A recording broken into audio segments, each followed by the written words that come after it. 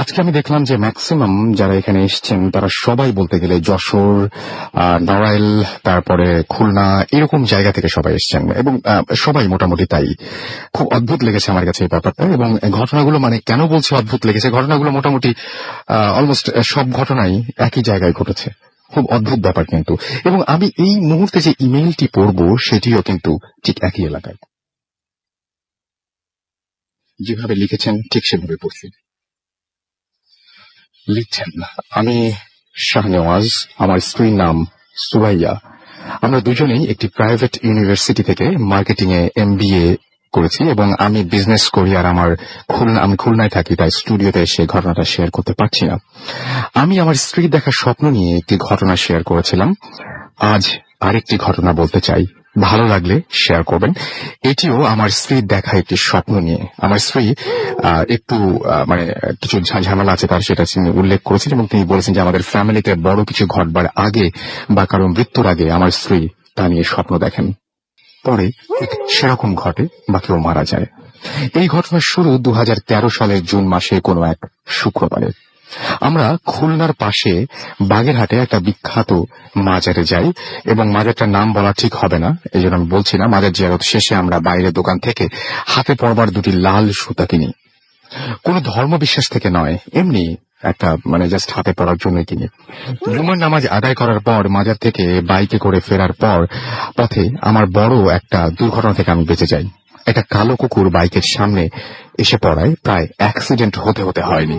তো বাসায় ফেরার 2 দিন পর আমার স্ত্রী সুরাইয়া বলে যে সে রাতে অদ্ভুত সব স্বপ্ন দেখছে। আমি তাকে বাজে চিন্তা না করতে বলে সুতাটা খুলে রাখতে বলি। এর কিছুদিন পর আমি জরুরি কাজে 2 দিন বাসার বাইরে ছিলাম। বাসায় শুধু আমার স্ত্রী ও আমার মেয়ে, এ দুজনই ছিল। তো সেদিনও শুক্রবার ছিল। আমরা মাজার থেকে আসার ঠিক 1 সপ্তাহ পর আমার স্ত্রী রাতে একা ঘুমাতে যায়। কি মনে করে সেদিনও সে মাজার থেকে কেনা লাল সুতাটা হাতে পড়েছিল। সে রাতে সে স্বপ্ন দেখে সাদা পোশাক পরা খুব লম্বা একজন মহিলা, যার চুল উঁচু করে বাঁধা আর হাতে একটা কাঁটাওয়ালা গাছের ডাল। মহিলাটা হাতের কাঁটাওয়ালা গাছের ডালটা দিয়ে আমার স্ত্রীকে পেটাতে থাকে আর তোকে ঝেড়ে দিই। অনেক কবিরাজ যেভাবে রোগীদের ঝাড়ফুঁক করে সেভাবে। এভাবে কিছু সময় পর আমার স্ত্রীর ঘুম ভেঙে যায়। সে খুব ভয় পায় এবং সেই রাতে আমার মার সাথে ঘুমায়। সেদিন রাতে আর কিছু হয়নি, কিন্তু পরদিন সকালে আমার স্ত্রী খুব অসুস্থ হয়ে পড়ে। আর সবথেকে অবাক করা ব্যাপার, তার সমস্ত শরীরে আঘাতের দাগ, যেন কেউ তাকে লাঠি দিয়ে মেরেছে। স্বপ্নে দেখা মহিলাটি তাকে কাঁটাওয়ালা গাছের ডাল দিয়ে আঘাত করেছিল, সেরকম দাগ সারা শরীরে। জরুরি ফোন পেয়ে আমি বাসায় ব্যাক করি। বেশ কয়েকদিন জ্বর ও অসুস্থ থাকার পর আমার স্ত্রী সুস্থ হয় আর শরীরের দাগগুলোও চলে যায়। ব্যাপার কি বোঝার জন্য আমার স্ত্রীর হাতে লাল সুতাটা খুলে নিয়ে আমি কিছুদিন পড়ি এবং আমার বন্ধুদের পড়তে দেই, কিন্তু আমাদের কারো সাথে এমন কিছু হয়নি বা আমরা কোনো খারাপ স্বপ্ন দেখিনি। তো আমরা মাজার থেকে কেনা 2টা সুতো খুব যত্ন করে রেখে দিই, কিন্তু কিভাবে যেন কিছুদিন পর সেটা হারিয়ে যায়। এই ছিল ঘটনা। এরপরে তিনি লিখেছেন শাহনেওয়াজ জামান ও সুরাইয়া, তাদের বাসা মুজগুমনি আবাসিক এলাকা খুলনা, এবং তারপরে মোবাইল নাম্বার দেওয়া আছে, ফেসবুক আইডি দেওয়া আছে, সবকিছু দেওয়া আছে। বুঝতেই পারছি যে ঘটনাটা বেশি দিন আগেও ঘটেনি।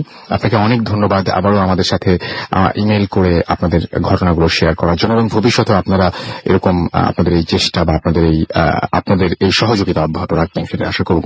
আমি দেখতে পাচ্ছি অনেকে এর মধ্যে অলরেডি SMS করে ফেলেছেন। জীবন আমাদের SMS করেছেন খুলনা থেকে, শারমিন আমাদের SMS করেছেন, কি আশ্চর্য, SMS আসছে খুলনা থেকে বেশি। গোলাম রাব্বি আমাদের SMS করেছেন মিক্সড ঢাকা থেকে। এছাড়াও এবং তিনি বলছেন যে ঘটনা পাঠাতে চান।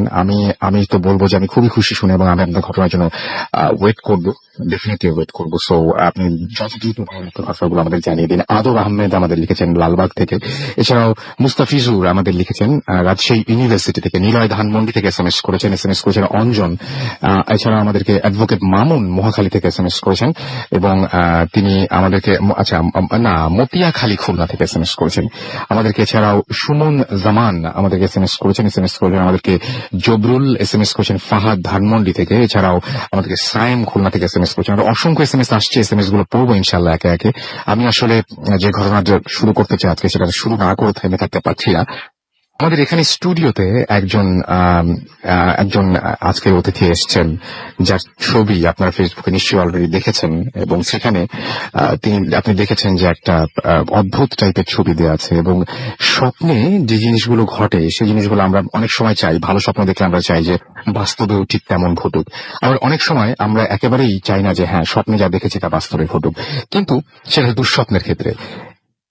আমার সাথে যিনি উপস্থিত আছেন এই মুহূর্তে, তার একটা দুঃস্বপ্ন মানে ঘটেছে তো সত্যি সত্যি বাস্তবে, এবং সেই যে যন্ত্রণা, সেই যন্ত্রণা তিনি এখনো বয়ে নিয়ে বেড়াচ্ছেন। আমি বেশি মানে আর এর বেশি কিছু বলবো না, তার মুখ থেকে সবকিছু শুনবো। শুরুতেই আমি আপনার কাছে জানতে চাইবো আপনার নাম এবং আপনি কোথা থেকে এসেছেন।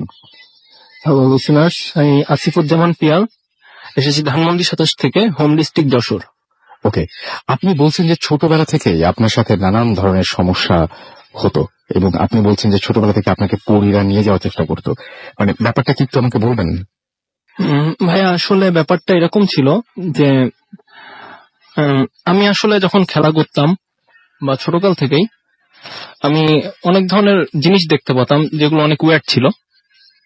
পরবর্তীতে আমি রাতে যখন ঘুমাই তখন আমি স্বপ্নে মাঝে মধ্যেই দেখতাম যে কোনো একটা হাত আমাকে টেনে নিয়ে যাচ্ছে। তখন আমি হয়তো ঘুমের মধ্যে কি করতাম সেটা আমি জানতাম না, কিন্তু পরবর্তীতে আমি আমার আম্মুর কাছে বা আব্বুর কাছে জানতে পারতাম যে রাতে আমি গঙ্গাচ্ছিলাম বা এক ধরনের সাউন্ড করছিলাম। তো পরবর্তীতে তারা ব্যাপারটা নোটিস করে এবং তারপরে সে অনুযায়ী আমাকে একটা হুজুরের সাথে দেখা করান, এবং তারা আমাকে অনেক রকম ট্রিটমেন্ট বা বলেছিল কিছু করতে। ওইভাবে আসলে আমি আর কি সেফ ছিলাম, এবং আমার কিছু ধরাবাঁধা নিয়ম ছিল, যেমন আমি সন্ধ্যের পরে বাইরে থাকা আমার একদম ছিল না, এটা আমার আম্মু এলাও করতো না। তারপরে কোনো মরাবাড়ি বা হাসপাতাল এখানে আমাকে যাওয়া একদম মানা ছিল, এবং কোনো নির্জন জায়গা বা পাহাড় বা কোনো খোলামেলা জায়গা যেখানে বেশি একটা লোক বসতি নাই, এসব জায়গায় আমাকে যেতে সবসময় মানা করতো। আচ্ছা, আমরা সেই ঘটনাটা শুনি, যে ঘটনার যন্ত্রণা আপনি এখনো বয়ে নিয়ে বেড়াচ্ছেন, আমাদেরকে লিখেছিলেন সেভাবে। আমি খুবই অবাক হয়েছিলাম যে ভূতচনে অনেক ঘটনা আমি শুনেছি, আমি এরকম অদ্ভুত টাইপের ঘটনা আসলেই শুনেছি বলে আমার মনে পড়ে না। কি ছিল স্বপ্নটা এবং কি ঘটেছিল পরের দিন? জি, থ্যাংক ইউ ভাইয়া ফিরত দেওয়ার জন্য। আসলে আমি সবসময় দুঃস্বপ্ন দেখি। আমার জীবনে আমি কখন যে আমি সুস্বপ্ন দেখেছি এটা আমার আজও মনে পড়ে না। অ্যাজ ইউজুয়াল, স্বাভাবিকভাবেই আমি সেদিনও রাতে, এটা 2006 সালের ঘটনা, তখন আমি ক্লাস 7-এ পড়ি। তখন স্কুলে ভ্যাকেশন ছিল, আমি রাতে তখন ঘুমাচ্ছি। অ্যাজ ইউজুয়াল আমি একটি দুঃস্বপ্ন দেখলাম। স্বপ্নটা ছিল এরকম একটা, আমি এবং আমার ছোটকালের কিছু বন্ধু একসাথে একটি মাঠে খেলা করছি, এবং স্বপ্নটা এতটা পরিমাণে বাস্তব ছিল যে আমি এখনো চোখ বন্ধ করলে যেন স্বপ্নটা নিজের চোখের সামনে ভাসতে দেখতে পারেন আপনি। এবং স্বপ্নটা রেশ আমার মধ্যে এমন ভাবে ছিল যেন বাস্তবেই হয়েছে ব্যাপারটা। যাই হোক, আমি ঘটনা চলে যাই। স্বপ্নে দেখলাম আমরা ছোটকালে কিছু ফ্রেন্ড একসাথে খেলা করছি। বন্ধুগুলোর নাম বলা আসলেই জরুরি। তার মধ্যে ছিল তুর্কি, রুমি, পরাগ, উৎসব, সেবা, তেমন আরো কিছু বন্ধু। স্বপ্নে করছে পুরো ব্যাপারটাই স্বপ্নে করছে। আমরা একটি বড় মাঠে খেলা করছি। মাঠের এক সাইডে একটি পুকুর, এক সাইডে একটি জঙ্গল টাইপের বড় বড় গাছ, এবং এক সাইডে একটি পুরনো জমিদার টাইপের 2 তলা বাড়ি বা বড় পরিত্যক্ত বাড়ি। আসলে বাড়িটা একদম পরিত্যক্ত, এবং তার সাইডে একটি রাস্তা। তা আমরা খেলতে খেলতে সন্ধ্যা হয়ে গিয়েছে তখন। পরে আমার এক ফ্রেন্ড তুর্কি, সে তখন ব্যাটিং করছিল। আমার এক ফ্রেন্ড বল করার পরে তুর্কি বলটা শট মারার পরে বলটা 6 হয়। 6 হওয়ার পরে বলটা যে পড়ে সে পুরনো পরিত্যক্ত বাড়ির জানলা দিয়ে সে বাড়িটার ভিতরে যে পড়ে। পড়ার পরে যেহেতু সন্ধ্যা হয়ে গিয়েছিল এবং বলটাও একটি জায়গায় যে পড়েছে ওটা আনতে সময় লাগবে, সেহেতু বন্ধু বললো, সবাই বললো যে আমরা এখন আর খেলা করবো না, পিয়াল তুই বলটা নিয়ে আয়, আমরা এখানে তোর জন্য অপেক্ষা করছি, আর মাঠে যেগুলো আছে আমরা সব গোছ কাজ করছি। তা আমার বন্ধুদের কথা মতো এরা তখন এখানে ওয়েট করছে, তখন আমি বলটা যে নিয়ে আসতে পারি। আমি বাসাটার সামনে গেলাম, দেখলাম সদর দরজা ঠিকই খোলা আছে এবং খুবই ভঙ্গুর টাইপের ছিল দরজাটা। যাই হোক, যেহেতু অনেক পুরনো পরিত্যক্ত বাড়ি, বাসাটার জানলাগুলো শুধু শীত ছিল, জানলা ছিল না, আলো আসছিল ভেতরে কিছু। সে আলো আবছা এবং আলো এবং অন্ধকারে আমি দেখতে পেলাম যে বলটা প্রথম যে রুমটা ছিল দরজা দিয়ে ঢুকে সেই রুমের মাঝখানেই পড়ে আছে। আমি যথারীতি বলটা আনতে ভিতরে ঢুকলাম। ঢোকার পরে আমি যেই বলটা ধরতে যাই, বলটা গড়িয়ে আরো সামনে চলে যায়। আবার যখন বলটা ধরতে যাই, বলটা আবারও গড়িয়ে সামনে চলে যাচ্ছে, বলটা ধরতে পারছি না কোনোভাবেই। এইভাবে বলটা ফার্স্ট রুম থেকে সেকেন্ড রুমে যাই, সেকেন্ড রুম থেকে থার্ড রুমে যাই, এবং থার্ড রুমটা এবং সেকেন্ড রুম এবং থার্ড রুম দুইটা আলো আরো কম ছিল, অনেক আবছা আলো ছিল। থার্ড রুমের একটি ব্যাপার ছিল, সেটা হচ্ছে তার এক কোণে একটি লোহার ঘোরানো সিঁড়ি ছিল, যেটা দিয়ে উপরে উঠা যেত দোতলায়। বলটা সেই সিঁড়ির এক কোনায় যেয়ে থামে। আমি যথারীতি বলটা ধরার চেষ্টা করি এবং বলটা ধরতে পারি।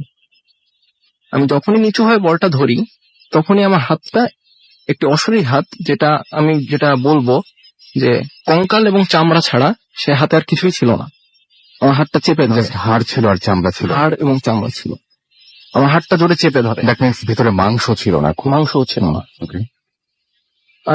আমি যখন নিচু হয়ে বলটা তুলছিলাম, আমি তখনই ফেসটা দেখতে পারিনি। আমি যখন উঠে তাকাই, তখন দেখি যে বিভৎস চেহারা এক অশরীরী, কি বলবো জানি না, দেখতে ভীষণ ভয়ঙ্কর ছিল। দাঁতগুলো ফাঁকা ফাঁকা এবং মুখটা এমন ছিল যেন একটা কঙ্কালে চামড়া পড়ানো।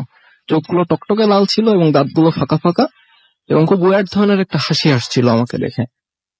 আমি হাতটা ছাড়ানোর জন্য অনেক চেষ্টা করলাম, কিন্তু তার শরীরে এত জোর ছিল যে আমি কোনোভাবে হাতটা এক ইঞ্চিও নড়াতে পারছিলাম না। তারপরে অনেক চেষ্টা করার পর যখন ছাড়াতে পারছি না, তখন এক সময় সে অশরীরী যেটা করলো, আমার হাতটা জোরে টান দিয়ে তার মুখের মধ্যে ঢুকিয়ে নিল। ঢুকিয়ে নিয়ে আমার একটি নখ সে কামড়াতে লাগলো দেবেন। আমি চিৎকার করছি, তার হাত থেকে ছাড়া পড়ার অনেক চেষ্টা করছি, কিন্তু আমি এক চুলো নড়তে পারছি না। আপনি কি ব্যথা অনুভব করছিলেন সে সময়? না, আমি ব্যথা অনুভব করছিলাম না। আচ্ছা, ওকে। তারপর সে আমার আঙুল যেটা মুখে নিয়েছিল সেটা চিবাতে শুরু করলো, এবং চিবাতে চিবাতে একসময় তার মুখের দুই সাইড থেকে রক্ত পড়া শুরু হলো, এবং সে এক দৃষ্টিতে আমার দিকে সেই লাল চক্ষু নিয়ে তাকিয়ে রয়েছে। এমন অবস্থায় আমার ঘুমটা ভেঙে গেল, এবং আমি ঘুম থেকে উঠে ধরফর করে উঠি। ওঠার পর যেটা হয়, আমার দেখি শরীরটা পুরো ঘেমে গিয়েছে, ঘামে ভিজে গিয়েছে। তারপরে আমি আমার আঙুলটার দিকে তাকাই, এবং অদ্ভুত যে ব্যাপারটি দেখতে পারি, আমার আঙুলটি লাল হয়ে আছে এবং ব্যথা করছে। সে আঙুলটায় যে আঙুলটা কামড়েছিল স্বপ্নে। আমি বুঝতে পারছি না যে আসলে আমি কি দেখলাম এটা, এবং কেনই বা আমার হাতে এমন আঙুলটা এখনো লাল হয়ে আছে। এটা তো একটা দুঃস্বপ্ন ছিল সাধারণ দিনের মতোই।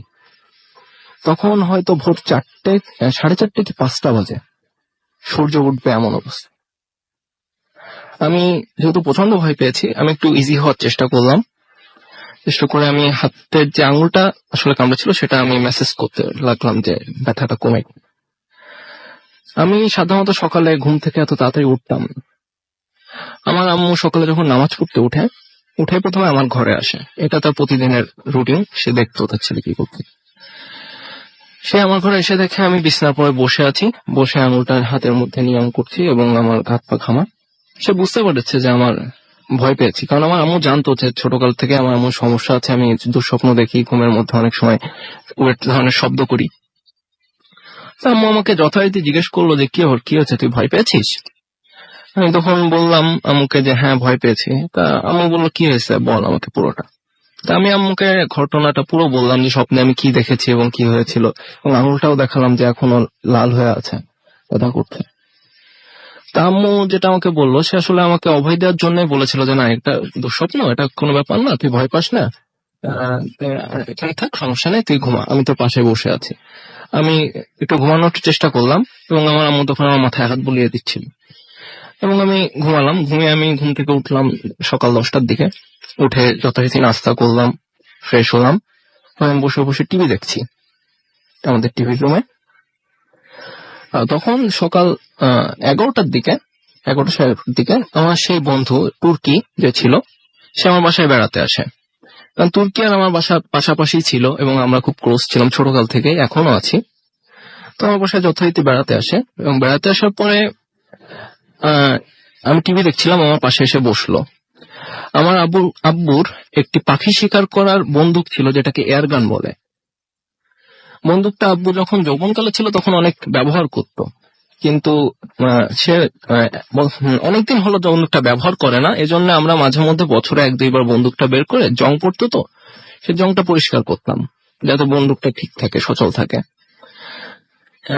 এই দিনের 2 দিন আগেই আমি বন্দুকটা বের করেছিলাম, আমি এবং আমার বড় ভাইয়া বের করে বন্দুকটা তেল দিয়ে বা যেভাবে পরিষ্কার করতে সুন্দরভাবে পরিষ্কার করে ওটা এক গেটের কোনায়, ওই টিভি ঘরের গেটের কোনায় রাখা ছিল, কিন্তু ওটা আমরা আলমারিতে তুলে রাখতাম, ওটা তখনও তোলা হয়েছিল না। তা আমার বন্ধু যখন আমরা পাশে বসে টিভি দেখছি তখন ওর চোখ চাই ওই বন্দুকটার দিকে, এবং ও আসলে কোনোদিন বন্দুক দেখিনি, এবং ও বন্দুকটা দেখে খুবই এক্সাইটেড হয়ে পড়ে এবং বলে কি দোস্ত বন্দুক এটা কি রিয়েল? তাই বলি হ্যাঁ বন্ধু এটা রিয়েল বন্দুক, এটা দিয়ে পাখি শিকার করার বন্দুক।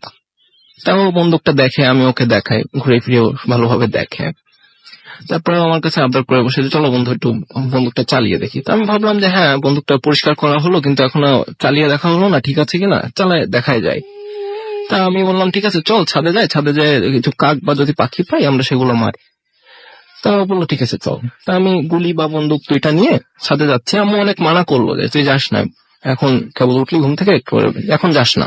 অনেক মানার পরেও আমি শুনিনি, না শুনে ছাদে গিয়েছিলাম। সাথে আমার বড় ভাইও গিয়েছিল। তারপরে আমরা অনেকক্ষণ ধরে পাখি বা কাক কিছু একটা শিকার করার চেষ্টা করছিলাম। তো হঠাৎ একটা কাকের গায়ে গুলি লাগে, লাগার পরে কাকটা নিচে পড়ে যায়। মরেছিল কিনা আমি সঠিক এখনো বলতে পারবো না। নিচে পড়ে যাওয়ার পর আশেপাশে যত কাক ছিল সব আমাদের মাথার উপরে এসে জড়ো হয় এবং গোল গোল ভাবে ঘুরতে থাকে এবং প্রচুর চেঁচামেচি করতে থাকে। একদম পুরো আকাশটা পুরো ঘন হয়ে গেছে আপনার কাকে। তো এই সময় আমরা খুবই এক্সাইটেড হয়ে পড়ি, দেখছি এতগুলো কাক, আগে দেখছিলাম না কিছুই। তখন আমরা বন্দুকে খুব দ্রুত গুলি লোড করি এবং ফায়ার করি। এভাবে 4-5 রাউন্ড 6-7 রাউন্ড ফায়ার করার পরে এক দুর্ঘটনাবশত বা ভুলবশত একটি গুলি ঠিক মতো লোড করা হয় না বন্দুকে। তো সেটা যখন ফায়ার করা হয় সেটা হচ্ছে যেখানে গুলিটা লোড করা হয়েছিল সেখানে গুলিটা আটকে যায়। তো পরে হচ্ছে এয়ারগানের একটা ব্যাপার আছে যে ঘাড় ভাঙা যায়, এটা একটা নল মতো টান দিলে একটা পিস্টন পিছনে চলে আসে এবং ভিতরে গুলি লোড করার জায়গাটা থাকে। তা ওই জায়গাটায় গুলিটা যে আটকে গিয়েছিল যেহেতু, তা আমার ভাইয়া বললো যে ঠিক আছে গুলিটা যখন আটকে গেছে আমি তুই একটু ওয়েট কর, আমি নিচে থেকে স্ক্রু ড্রাইভার প্লাস যা আছে কিছু নিয়ে আসি, বের করার ট্রাই করা যাবে। তাই ভাবলাম ভাইয়া আনতে থাকুক, আমি ততক্ষণ একটু নিজে নিজে ট্রাই করি। তো আমি করলাম কি আমার আঙুলটা ওই ব্যারেলের মধ্যে যেখানে গুলিটা দিতে হয় ওখানের মধ্যে দিয়ে আমি খুঁচিয়ে খুঁচিয়ে গুলিটা বের করার চেষ্টা করছিলাম নখ দিয়ে। তো এমন চেষ্টা করতে করতে হঠাৎ আমার ফ্রেন্ড যে ছিল তুর্কি, ও আসলে তো বন্দুক সম্পর্কে তার কোনো আইডিয়া ছিল না যেহেতু সে প্রথম দেখছে, সে জানতো না আসলে কি হয় বা কখন বন্দুকে কি প্রেস করলে কি হয়। সে ভুলবশত টিকারটি চিপে দেয়। চিপে দিলে যে এই জিনিসটা গুলিতে আঘাত করে, গুলিটা বের করে দেয়, সে পিস্টনটা আমার আঙুলে এসে আঘাত করে এবং আঙুলটা 2 ভাগ হয়ে যায় ওখানে। এবং তখন যেহেতু একবারে আঙুলটা কেটে গিয়েছিল, একদম পুরো আঙুলটা সাদা হয়ে গিয়েছিল, কোনো রক্তও ছিল না, আমি কোনো ব্যথাও অনুভব করছিলাম না। আমি ওকে জাস্ট বলছিলাম যে তুই হচ্ছে ওই পিস্টনটা ধরে টান দে যাতে হচ্ছে আমি দেখতে পারি যে আমার আঙুলটা আছে কিনা। তখন ও তাড়াহুড়ো করে বুঝতেছে না, হ্যাঁ আমি তো তখনও ব্যথা অনুভব করতেছি না, সাদা পুরো জায়গাটা হয়ে গেছে আঙুলটা। তা আমি ওকে বুঝাই দেওয়ার পরে টান দিল, দেখি ভিতরে আঙুলটা পড়ে আছে। তা আমি আঙুলটা চেপে ধরে কোনো মতে নিচে গেলাম সিঁড়ি দিয়ে। যাওয়ার পরে আমি অজ্ঞান হয়ে গিয়েছিলাম, ফেন্ট হয়ে গিয়েছিলাম। যাওয়ার পরে আমাকে হাসপাতালে অ্যাডমিট করা হয় এবং ওই আঙুলের কাটা অংশটাও সঙ্গে নিয়ে যাওয়া হয়েছিল। পরে ওটা সার্জারি করে বা অপারেশন করে আমার আঙুলের সাথে জোড়া দেওয়ার চেষ্টা করা হয়েছিল, কিন্তু ওটাতে পচন ধরে গিয়েছিল। কারণ ডাক্তার বলেছিল যে ওটা যেহেতু একদম পুরোপুরি কেটে পড়ে গেছিল, কোনো নার্ভের সংযোগ ছিল না, সেহেতু ওটা লাগবে না। এবং এটা যদি আমি লাগানোর চেষ্টা করি বা সেলাই দিয়ে লাগানোর চেষ্টা করি সেক্ষেত্রে ওখানে আমার আঙুলটা পুরোটাই হয়তো পচন ধরে যেতে পারে এবং আরো বেশি কাটা লাগতে পারে। এখানে অদ্ভুত যে ব্যাপারটা ছিল সেটা হচ্ছে আমি স্বপ্নে দেখেছিলাম তুর্কি বলটা মেরেছিল 6, এবং যে আঙুলটা ওই অশরীরী বা যাই বলি না কেন ওই জিনিসটা কামড়ে ছিল তখন খাচ্ছিল, সে আঙুলে যতটুকু সে খেতে পেরেছিল সে ততটুকুই কাটা গেছে এবং ওই আঙুলটাই কাটা গেছে এবং টিকারটাও প্রেস করেছিল তুর্কি। অদ্ভুত ব্যাপার, অদ্ভুত ব্যাপার। আমরা এই ছবিটা আপনারা ফেসবুকে গেলে দেখতে পাবেন, www.facebook.com/radiofurti। সাধারণ লাগে এবং আমার মনে হয় কিন্তু পুরো ব্যাপারটা যখন চিন্তা করা হয় আমার মনে হয় যে এরপর থেকে কেউ দুঃস্বপ্ন দেখতে মানে স্বপ্ন দেখতেই ভয় পাবেন। আসলে যে স্বপ্নে এরকম স্বপ্ন যদি কেউ দেখেন, আসলে মানে অনেক সময় আমরা স্বপ্নে অনেক কিছু দেখি এবং কেমন হয় না যে জাস্ট উড়িয়ে দেই যে না স্বপ্ন তো স্বপ্নই। এরকম ঘটনা যদি ঘটে এবং সেই আঙুলটা এখন আমরা দেখতে পাচ্ছি এবং আমরা সেই ছবিটা আপনাদেরকে দেখাচ্ছি, আমরা দেখতে পাচ্ছি সেটা, এবং অনেকে বলেন যে না এগুলো সব ভুয়া, এই সমস্ত সব সত্যি না, এই সমস্ত। আমি আজকে আপনাদেরকে পুরো দেখিয়ে দিলাম জিনিসটা, আপনারা নিশ্চয়ই সেটা দেখতে পাচ্ছেন। এবং উনি ইমেইলেও ঠিক এইভাবেই লিখেছিলেন এবং এখনো পর্যন্ত আমরা দেখতে পাচ্ছি সেই আঙুলটা, যে ক্ষতটা তিনি এখনো নিয়ে বেড়াচ্ছেন। এবং স্বপ্নে দেখেছিলেন যে জিনিসটা, যেটা অতটা পাত্তাও দেন। আপনি তো মানে just সকালের পরে ওই জিনিসটা নিয়ে আর মাথায় ঘামান নাই। না, সকালে আমি যখন আম্মু আমাকে ঘুম পাড়িয়ে দিয়ে গেল, তারপর ওঠার পরতে আমার মাথা ঘামায়, কারণ এটা অ্যাজ ইউজুয়াল ব্যাপার ছিল আমার। এবং অদ্ভুত ব্যাপারে আপনি বলছিলেন যে আমি আপনাকে একটা জিনিস জিজ্ঞেস করেছিলাম, পরে আমি দেখলাম অদ্ভুত ওইটাও মিলে গেল। আপনি স্বপ্নেও কিন্তু কোনো ব্যথা অনুভব করেননি, কোনো কিছু ব্যথা না। মানে কোনো কিছু বুঝতেই পারেনি। এবং খুব অদ্ভুত ব্যাপার যে স্বপ্নে ঠিক যেটুকু চাবিয়ে খেয়েছিল, যেটা দেখেছিল যে সেই অশরীরটা, বাস্তবেও ঠিক ততটুকুই কাটা গেছে সেই আঙুলটা। এবং এটা আপনারা ফেসবুকে গেলে দেখতে পাবেন। একটা অদ্ভুত টাইপের ঘটনা। এরপরে আর কোনো কথা চলে না, আমরা জাস্ট একটা ব্রেক নিব, ব্রেকের পরে আবারও ফিরে আসবো। আপনাদের কমেন্ট গুলো দেখবো ফেসবুকে, আপনারা কি করছেন, কি জানাচ্ছেন আমাদেরকে, এবং আমরা সেটা নিয়ে একটু আলোচনা করবো। একের পর এক এরকম চমক আসতে থাকবে, সুতরাং আমাদের সাথে থাকুন। এবং আমাদেরকে এসএমএস করতে হলে মোবাইলের মেসেজ অপশনে গিয়ে টাইপ করুন ফুর্তি, FORTI ফুর্তি, স্পেস দিয়ে লিখুন আপনার নাম, স্পেস দিয়ে আপনার মেসেজ পাঠিয়ে দেন 9840 নাম্বারে। যদি আমাদের ইমেল করতে চান তাহলে আমাদের ইমেল অ্যাড্রেস হচ্ছে bhutfm@radiofurti.fm, which is BHWTFM@radioForti.fm। আপনার নাম, ঠিকানা এবং ফোন নাম্বার সহ আপনার জীবনে ঘটে যাওয়া সেরা ঘটনাগুলো পাঠিয়ে দিন আমাদের কাছে। আর যদি আপনি দেশের বাইরে থাকেন তাহলে সরাসরি ঘটনাটি রেকর্ড করে সেই অডিও ক্লিপটি পাঠিয়ে দিন আমাদের কাছে। আর ফেসবুকে যদি কমেন্ট করতে চান, বা ফেসবুকে আমাদের যে পোস্টার রয়েছে সেখানে যদি লাইক দিয়ে কমেন্ট করতে চান, আপনারা মতামত জানাতে চান, তাহলে চলে যান www.facebook.com/radio40। চলে যাচ্ছে একটা ছোট্ট ব্রেকে, আমাদের সাথে থাকুন। স্টে টিউনড রেডিও 40 and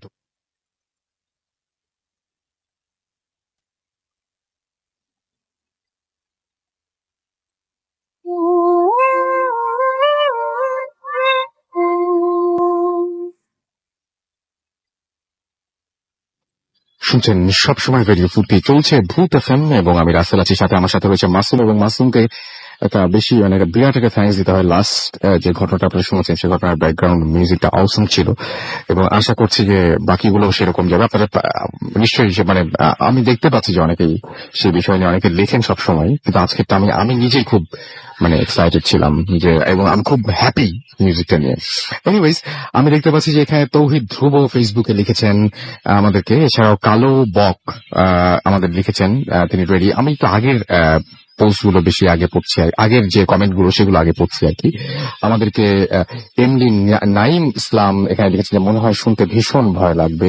আমাদেরকে আফ্রিদা তাসনিম গুঞ্জন লিখেছেন যে আমরা যা ভাবি তাই হয় আমাদের সাথে।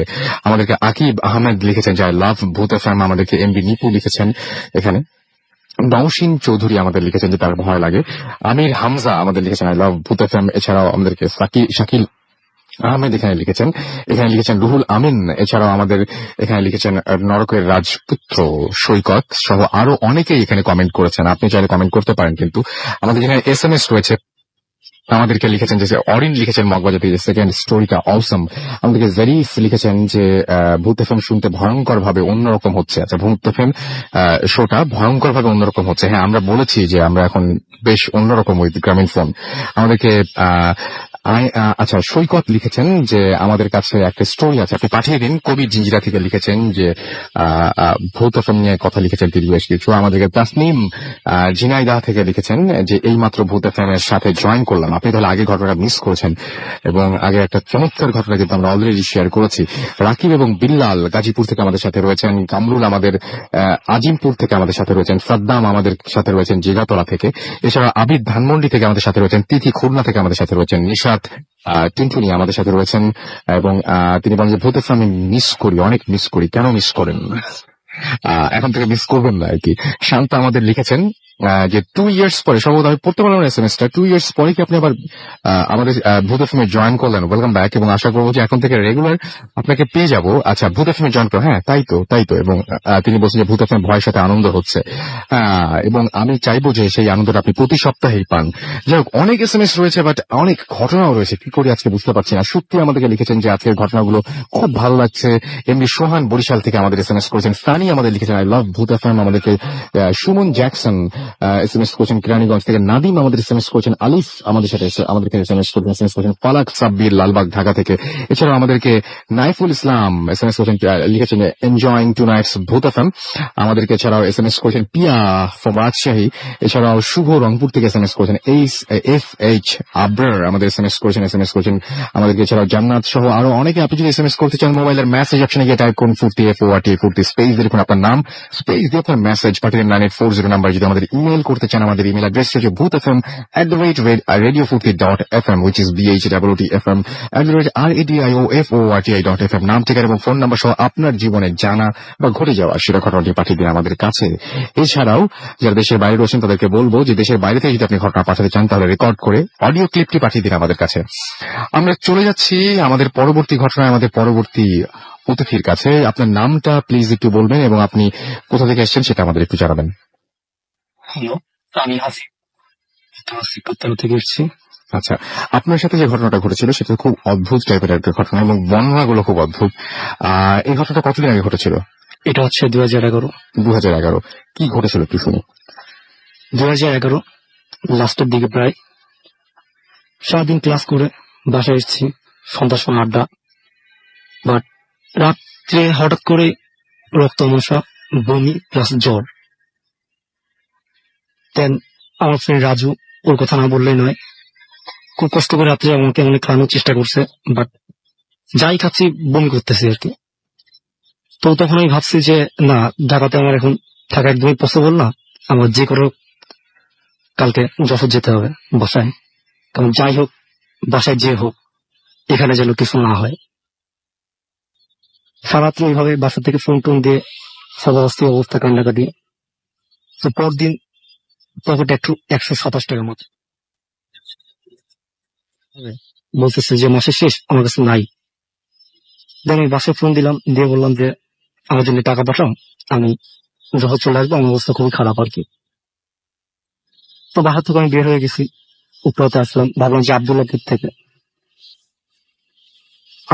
থেকে ভাবলাম যে বাসে উঠবো। দেন কোথাও টাকা তুলতে পারতেছি না, কোনো বুথে নেটওয়ার্ক নাই, বা টাকা ঝামেলা থাকে হচ্ছে আর তাহলে কি, হ্যাঁ। নেটওয়ার্ক নাই। দেন আমি সোহাগের কাউন্টারে গেলাম, যে যে বহা ছিল তাকে আমি বললাম যে এরকম আমার এই সমস্যা, আমার কাছে কোনো টাকা নাই, 127 টাকা অনলি আছে, বাট আমি প্রচন্ড অসুস্থ, আমার যখন যেতে হবে। তখন আমি চোখ দিয়ে আমার পানি পড়ে গেছে। তো উনি দেখে, ওনার কাছে মনে হয় খুব খারাপ লাগছে। উনি নিজের থেকে বলে যে আচ্ছা আপনি একটু বসেন, আমি দেখতেছি। তো কিছুক্ষণ পর আমাকে আবার ডেকে বলতেছে কি যে আপনি যদি মাইন্ড না করেন তাহলে আপনার টিকিটটা আমি কেটে দিই, বাট আপনি যখন পৌঁছাবেন আমার টাকাটা আমাকে দিয়ে দেবেন। তো বললো যে আপনি যদি কিছুক্ষণ পর যান তাহলে আপনি 1 ঘন্টা লেট হতে পারেন। যে বাসটা বের হয়ে গেছে, এটা কিছু দূর গেছে, আপনি যে বাসটা ধরে নেন। উনি আমাকে টিকিটটা দিল। আমি বের হয়ে দেখলাম যে সুইচ গেটের দিকে দৌড়াইতেছি, ভাবছি বাসটা সামনে। তো অনেক দূর দৌড়ানোর পর আমার খুব খারাপ লাগতেছে, মানে বাসে যে উঠছি আর কি, যে পিছনের দিকে, একদম পিছনের দিকে যে বসছি, যে আমি অসুস্থ, পিছনে যে বসি। তো ওই মুহূর্তে আশুলিয়াতে প্রচুর জ্যাম, 12টা-1টার দিক অনেক জ্যাম। তো এক পর্যায়ে গরমে আমি নিজেকে সহ্য না করতে পারি, আমার প্রচুর বমি হচ্ছে ওই টাইমে। বমি হওয়ার পর আস্তে আস্তে আমি আরো অসুস্থ হয়ে গেছি, যেরকম বমি হচ্ছে। তো ফেরি ক্রস করলো, যাচ্ছি। তো ওই টাইমে এত প্রচন্ড খারাপ অবস্থা আমার, যে বাসের যে সুপারভাইজার, মানে ওরা বলা বলি করতেছে যে নাকি এখানে নামায় একটা হসপিটালে ভর্তি করে দিই তাহলে ভালো হবে। তো আমার বাসায় কথাবার্তা বললো, তো আমার বাসার থেকে একদমই না, যাই হোক আপনারা ওকে নিয়ে যশোর আসেন, তারপর দেখতেছি কি করা লাগে, পরে স্টেপটা আমরা নেবো, আপনি জাস্ট নিয়ে আসেন। তো যশোর যখন নিউ মার্কেট পৌঁছালাম বিকালের দিক, আমি যে দেখলাম যে আমার জন্য অ্যাম্বুলেন্স দাঁড়া করানো আছে। তো আমি যে মানে বাসায় যখন ভাইয়াকে দেখলাম, আপুকে দেখলাম রাস্তার উপর দাঁড়ায় আছে, তখন আমার আসলে ভালো লাগতেছিল যে এত খারাপ অবস্থার ভেতর। তো অ্যাম্বুলেন্সে নিয়ে করে হসপিটালে নিয়ে গেছে আমাকে, নিয়ে যে স্যালাইন টেলাইন দিয়ে বিভিন্ন ওষুধ খাওয়ানোর পরে মোটামুটি 2 দিনের ভিতরে আমি একটু সুস্থ। এবং আপনার বাসের মধ্যে একটা পর্যায়ে মনে হয়েছিল যে আপনি আর টিকবেন না। না, আমার এটা মনে হয়েছে। এবং আপনি পানি খেতে চেয়েছিলেন। হ্যাঁ, আমি প্রচন্ড পরিমাণ পিপাসা ছিল আমার, এবং আমি সবাইকে বলতেছি যে পানি পানি, বাট বাসের ভেতর বলতেছে যে না, আমরা এই সমস্ত কেসে আমরা পানি দিই না।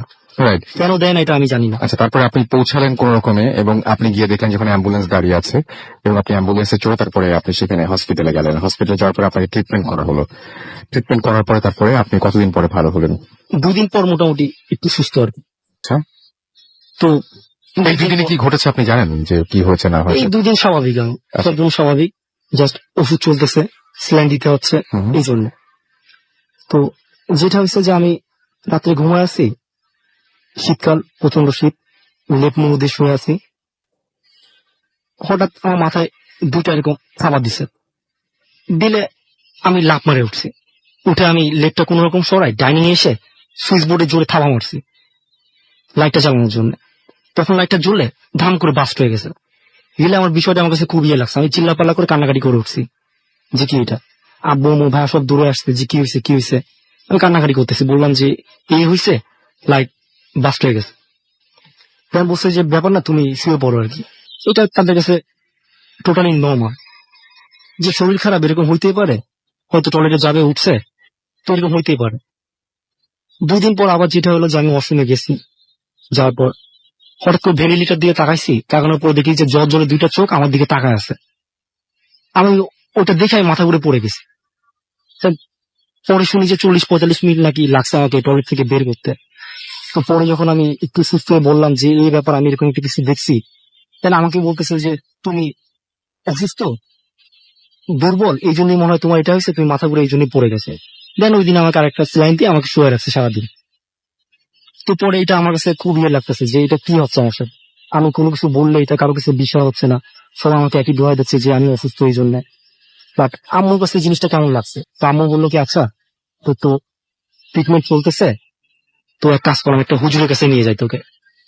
তা আমি বললাম যে না, আমি হুজুরের কাছে যাবো না, কি দিয়ে কি এগুলা কি করবে সে গেলে, ট্রিটমেন্ট চলতেছে চলো। তা আম্মু বললো কি যে চল, সে এক প্রকার হুজুর না, তুই গেলে দেখবি আর কি। দেন আমি গেলাম আম্মুর সাথে, 12টা-1টার দিকে গেলাম। তো যে দেখি উনি কি দাঁড়ায় আছে, একটা জিন্সের প্যান্ট পরা, একটা পোলো শার্ট পরা দাঁড়ায় আছে। তুমি আম্মু ডেকে বললো এই ব্যাপার। খুব নর্মাল, তার মানে একটা মানে হ্যাঁ, একটা নর্মাল একটা মানুষ। রাইট। তো এটা আমার আমার কেমন লাগতেছে, আমি বললাম যে ইনি একটা হুজুর কিভাবে হয়। তা আমি ওনাকে বললাম যে ভাই আপনার নাম কি, ইয়াং, আমি বললাম যে ভাই আপনার নাম কি, তো বলছি যে আমার নাম রবিউল ইসলাম। তো আমি বললাম যে তো আপনি মানে কি এখন কি দেখবেন আর কি, ঠিক আছে। তো উনি বলতেছে যে আহ, তুমি একটা কাগজ বের করলো অনেক বড়, ওইখানে বিভিন্ন রেখা টেখা আঁকানো আছে, অনেকটা শিফল যেরকম হয় বড় করে বড় করে চক্রাকার কিছু একটা। চক্রাকারে ওরকম রাখা আছে। উনি একটা বের করলো, ক্যালেন্ডারের অপর পাতা কলম দিয়ে পেন্সিল দিয়ে এরকম দাগানো আর কি। তো উনি আমাকে বললো যে তোমার হাতটা রাখো এখানে। আমি ওর উপরে হাতটা রাখলাম মাঝখানে। দেন উনি হাতের ভিতরে একটা তাবিজ দিল, সাদা কালার একটা তাবিজ। উনি বললো যে এই আঙ্গুলটা দিয়ে চিপে রাখো তাবিজটা এবং হাতটা রাখো। এবং উনি মাঝখান থেকে 3টা রেখা টানছে।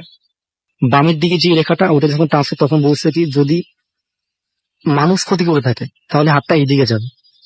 আর সোজাসুজি একটা রেখা কাটছে, বলতেছে যদি মানুষ জিন উভয় ক্ষতি করে থাকে, যদি জিন ক্ষতি করে থাকে তাহলে হাতটা সোজা যাবে। আর ডান সাইডে আর একটা রেখা কাটছে, এটা বলতেছে যদি মানুষ আর জিন উভয় ক্ষতি করে থাকে তাহলে এই হাতটা এইদিকে যাবে। তা আমি বললাম যে আপনি কি ফাজলাম করতেছেন আমার সাথে, যে হাত এভাবে দিয়ে কি যাবে, ঠিক আছে, আর আপনি কেন বা এটা করতেছেন, এটা কি দিয়ে কি হবে আর কি। তো উনি বললো যে আচ্ছা তুমি জাস্ট হাত রাখো, সমস্যা নাই, তুমি হাত রাখো। তুমি আমার হাতটা রেখে ওর উপরে কি একটা চূড়া পড়লো, ওর হাতে একটা ফু দিল, দেওয়ার পর মনে হয় 15 থেকে 20 সেকেন্ড পর মনে হচ্ছে আমার আস্তে আস্তে হাত সামনের থেকে পুরোটা অবাস হয়ে যাচ্ছে, হাতে শক্তি পাচ্ছেন সম্পূর্ণ। কিছুক্ষণ পর হাতটা একটা লাফ দিয়ে যে ডান দিকে যা পড়লো, আপনার নিজের আপনার কন্ট্রোল ছিল না আমার কোনো সময়? কন্ট্রোল নেই, হাতের Okay. উপর তো আমার কোনো কন্ট্রোল নেই। আচ্ছা, এরকম পড়লে আমি হেসে দিছি আর কি, যে এটা কি হলো আর কি, যে নিজের এক্সপিরিয়েন্স এরকম হাত যে পড়তেছে, এটা আমার কাছে টোটালি একদম মানে কেমন লাগতেছে যে কি করে সম্ভব এটা। শুনে আমি তাবিজটা রেখে দিলাম, যে হাতটা সোজা করলাম, 5-6 মিনিট লাগছে আমার স্বাভাবিক হয়েছে।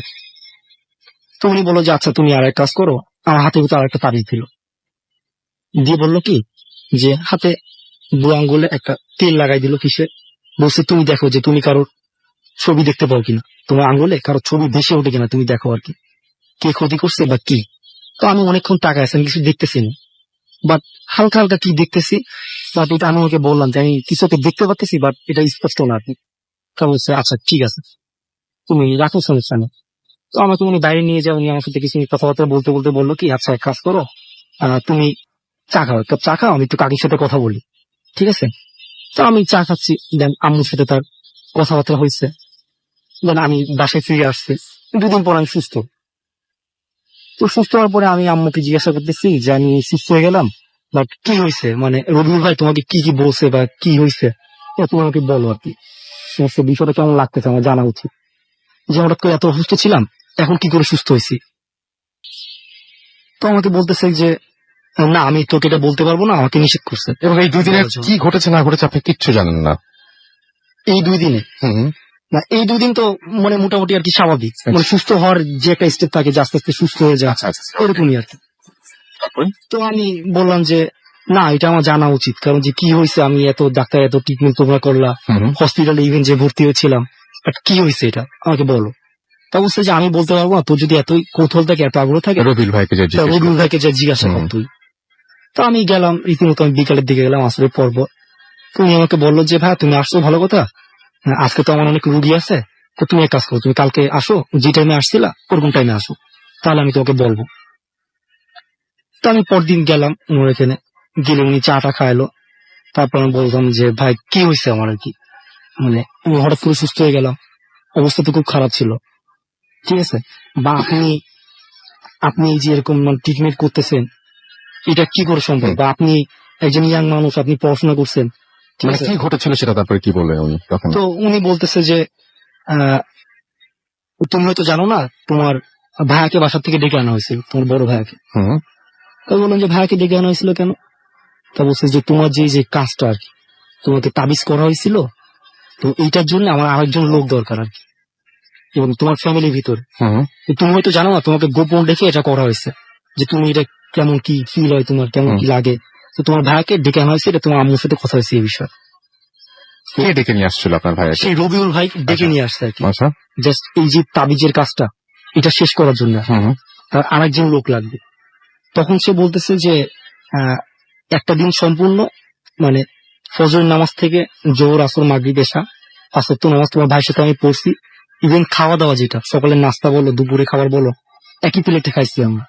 এটা হচ্ছে মানে এই তাবিজটা তোলার জন্য এটা করা উচিত ছিল। এটা আমারও একটা ঘটনা আছে, আমি সেটা বলবো। হ্যাঁ, তারপরে? তো এটা করা উচিত ছিল আর কি। তো আমি বললাম যে তো তাবিজ করছে, কোথায় করছে, কেন করছে, এটা এটা কি মানে।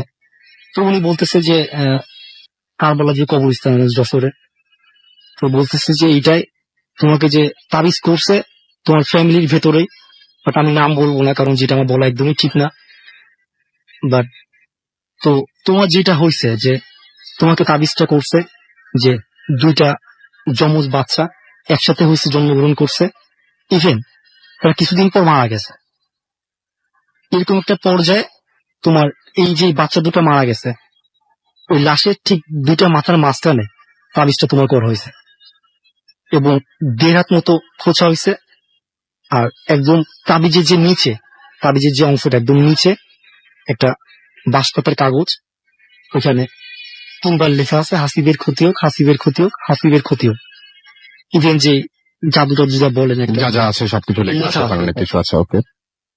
তো ওইটা গোল করে একটা ছোট মতো বল করা, তার উপরে পাটের যে সুতালি অনেক বড় করে ওটা পেঁচানো। হুম।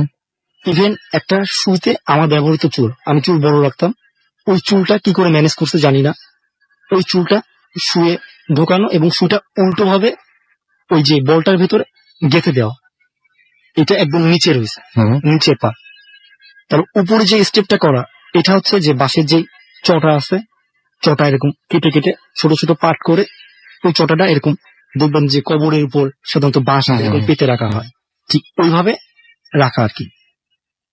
তার উপরে যেটা রাখা লাশের যে কয়লাটা, ওই কয়লাটা এরকম ছেটানো আছে, আচ্ছা। তার উপরে মাটি চাপ। তাই বললাম যে তো এইটার মানে কি, এইভাবে তাবিজ করছে, কিন্তু এর কি দিয়ে কি।